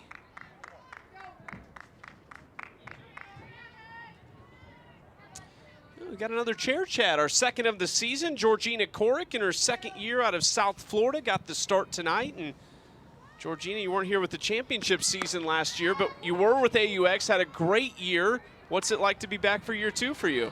I've been so excited. I've been super anxious, honestly, the whole day because I just wanted to get out here and get on the field, and it was absolutely everything that I missed. It's so fun. George, what did you work on in the offseason? I was running a lot of BP, so I'm sure you saw a little example of that, just giving up some tanks in practice. I guess I'd rather give it up to an Olympian like Taylor than anybody else, but just a lot of rep work, which is unfortunately what's so difficult to get when you're not playing in college and so fresh off the field like that. Did you know Morgan Zirkle was going to take you first overall? I had an inkling. It's one of those things that drafting feels a little bit like you're getting picked on the playground and people are fighting. So I got a little bit of a text that the girls might have been fighting. So I was prepared for something to happen, but I love Captain Zirk. I live and die by Captain Zirk, so I was so excited I got to play for her again. Yeah, what does it feel like on draft day like that as you're just kind of waiting? What's it like to be in your shoes? It feels like you're like running for prom queen or something. It feels very much like you're a hot commodity and you're the thing that everybody wants. And obviously going really nice and early makes you feel a lot like you just won the prom. Georgina, thank you so much for your time. Good luck. Of course, thank you guys. We'll be back 9-6 going to the 7th.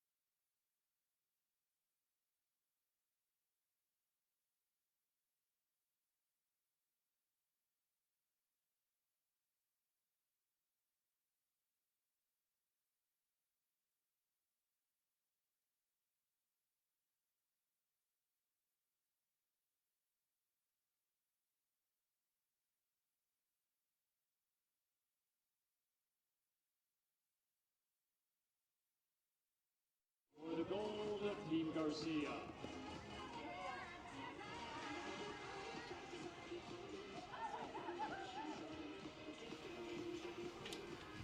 Nine 9-6, Team Zirkle collecting 10 more inning win points. Each team with 30 apiece, but 60 points still to be decided between the game and this final inning here in the 7th. Team Zirkle coming to the plate. Aaliyah Andrews will be the first to face our new pitcher. That's Sis Bates right there, and Sam Fisher. There's Odyssey Alexander coming back in. We saw her briefly earlier today, but re-enters, and you like this move, don't you? Yeah, I do. We haven't seen her for a while. Only threw 25 pitches in the first game. Thought for a second Sis Bates might pick up the ball. I mean, at this point, you don't know with the amount of pitching changes that Team Garcia has made. Maybe somebody else will enter the circle. Never know. Odyssey is a competitor. Try to put together a clean inning here. Give her team a chance. Down 3 runs. You could still get something out of the 7th, even if they can't plate 3. If you could get 1, get a couple more inning win points. Leah Andrews 1 for 3 tonight. Playing out in left field for Team Zirkle. 0-2, chopper base hit. Andrews with her second of the evening.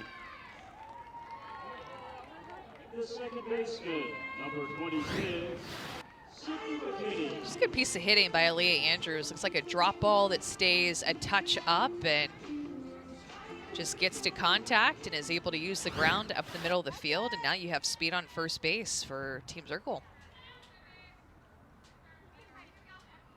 Back to the top of the order. And Sydney McKinney. Off the end of the bat, spinning to Sam Fisher, goes to first to get the out, but Aaliyah Andrews now into scoring position. Center fielder, number 18, Zirkle. Now the captain, Morgan Zirkle. 2 singles. The last one was that crazy spinner on the third base line.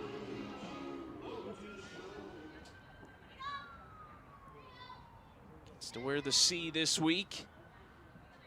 If you're new to Athletes Unlimited, the captains change every week depending who are the top 3 on the leaderboard here at AUX.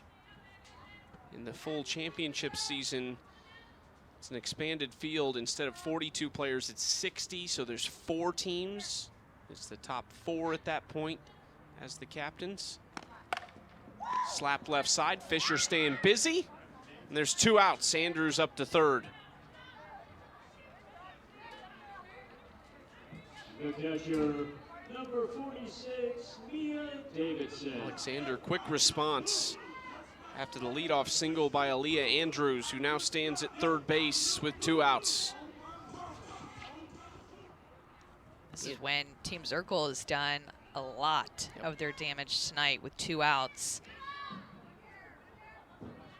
5 for 11 at the plate with 2 outs. Mia Davidson, it doesn't even feel like the same game, but hit a 2-run home run way back in the first inning to open the scoring. Yeah, that feels like yesterday almost.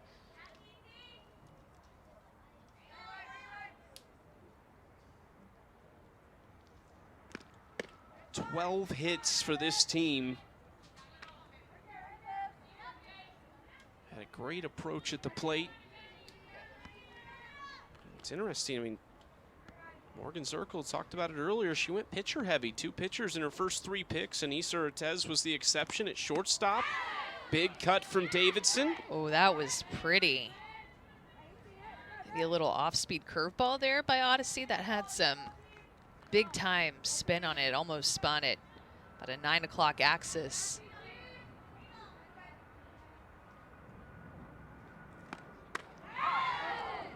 Another nice location there on the inside corner. I love that. That off-speed curveball followed by her screwball that she's been trying to jam up righties with, throwing it off the plate.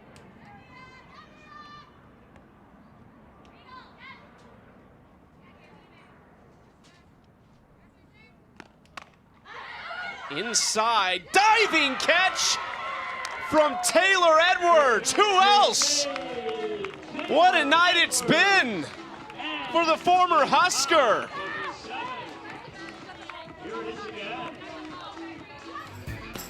Team Garcia needed this catch and this energy and momentum to take them to the bottom of the 7th inning. The home run hitter just doesn't hit home runs. She's a great receiver. She dives for this pop-up. Taylor Edwards has been on her game for Team Garcia tonight.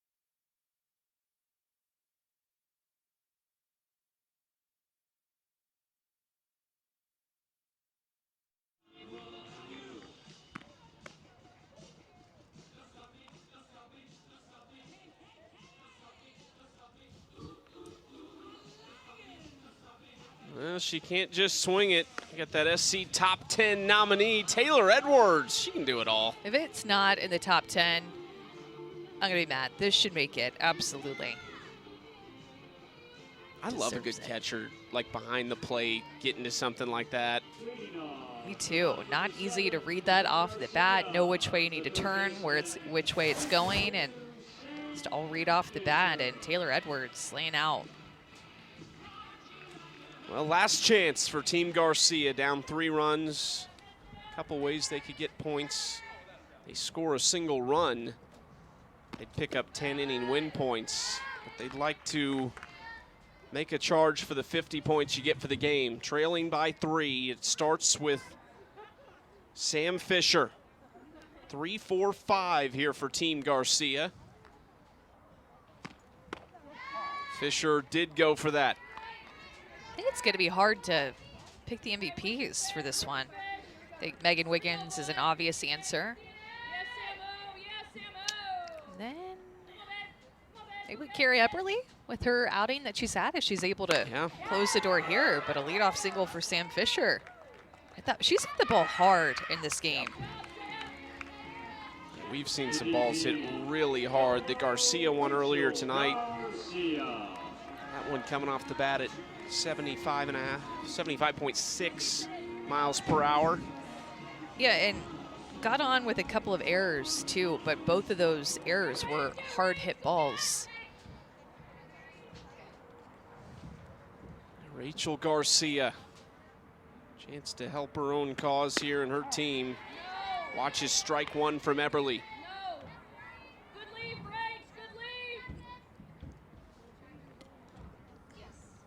Carey won 26 games with a 1.4 ERA in her only full season at Oklahoma State.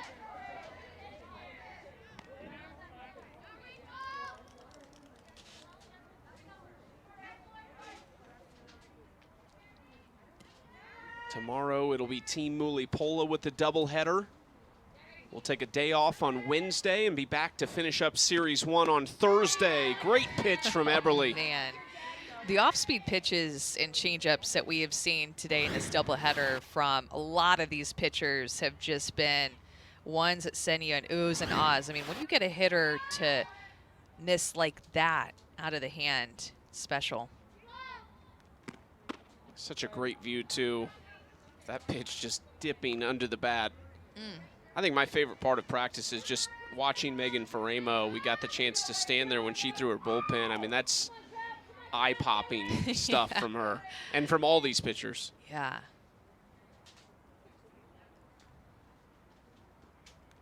And Garcia goes down looking as Carrie Eberly continues to have success against Team Garcia. And Carrie Eberly is able to spot this drop ball. This is a drop ball. It's more up in the zone. And because I think it stays up, it freezes Rachel Garcia. Takes that pitch, looking strikeout for Eberly. One out for Shannon Rhodes. Big swing there for strike one. And all three of the strikeouts that Carrie Eberly has had in this game have been looking strikeouts. It's dangerous for Carrie Eberly to have success early in the season. If you're a hitter in this league and you're not on her team, she's somebody who can really build off of it. And just the way that she's become more multi-dimensional in the circle. Really relied on her drop ball in college and I think early in her career, but being able to spin the ball away with her curveball, up with her rise ball, and then change speeds and every at bat. I mean, you put that combination of crazy spin like she has with the change of speeds, and it's so tough for a hitter to pick up. 2 2/3, 2 hits, a walk, and 2 strikeouts for Eberly so far. Trying to go to the outside corner, just a little too far. And the spin that she has on her drop ball is perfect over the top spin. Spinning at a tilt of 6 o'clock, so that tells you that axis is 6 to 12, just tumbling down. Up and in, ball 2. Power at the plate, power on deck with Danielle Gibson.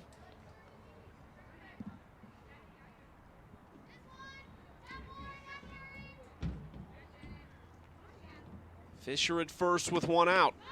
Down low, ball 3. And we talked to Carrie Eberly. She's the pitching coach at Lipscomb, lives in Nashville, and is coaching up other pitchers now, and was determined to come into the season really in shape, really on top of things. And you can tell with the way that she's thrown the ball tonight.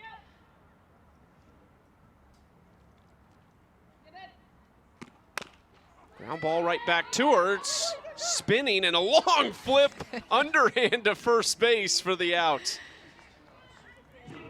First baseman. Laughing at herself a little bit.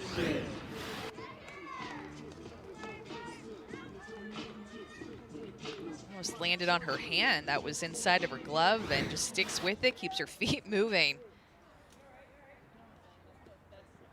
Yeah, just laugh that one off a little bit. 2 outs now with Fisher on second. 60 points could go to Team Zirkle if Carrie Eberly can strand that runner.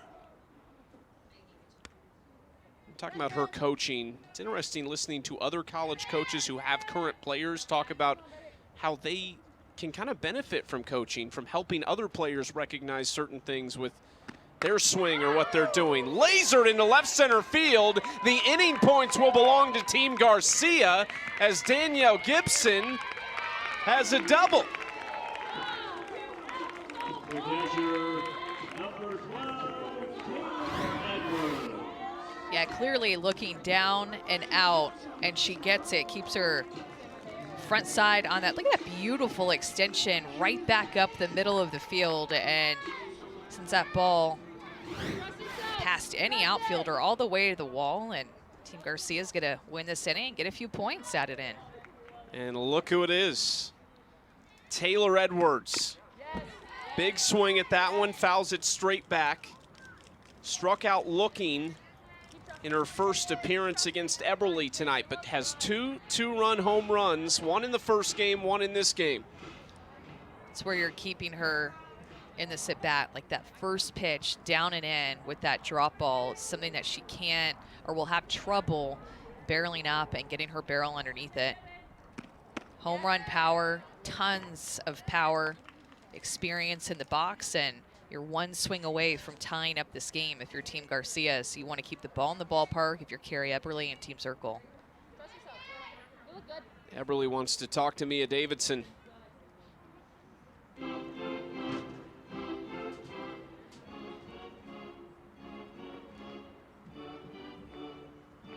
Lily Piper's on deck. She's 3 for 3 tonight.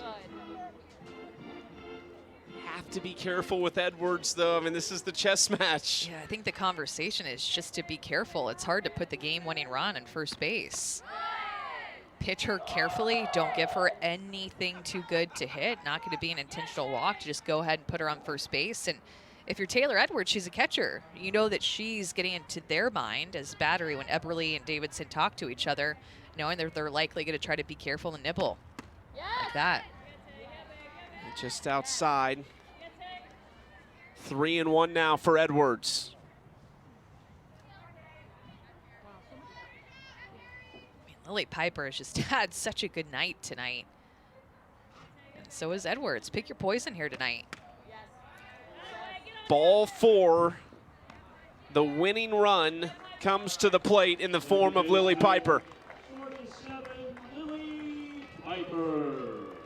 And if you're Lily Piper, you are just noticing what happened in front of you. That they pitched around Taylor Edwards to get to you.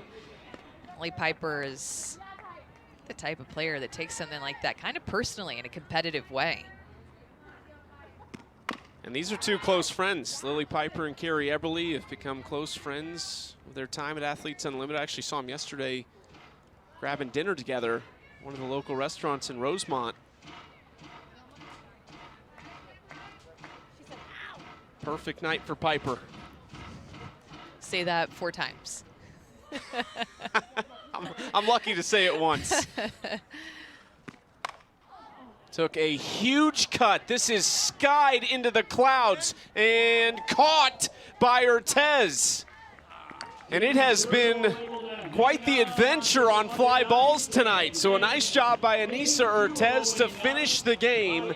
10 points for the inning go to Team Garcia, but 50 for the win for Team Zirkle on a really impressive night for them. I mean, what a game. 16 runs scored in this game, 21 hits, 3 errors, several base on balls by pitches. This game was a long one and a grind for both teams, but Team Zirkle comes away with the win. An unfortunate outing in today's doubleheader for Team Garcia with 2 losses. An easy way to start this season.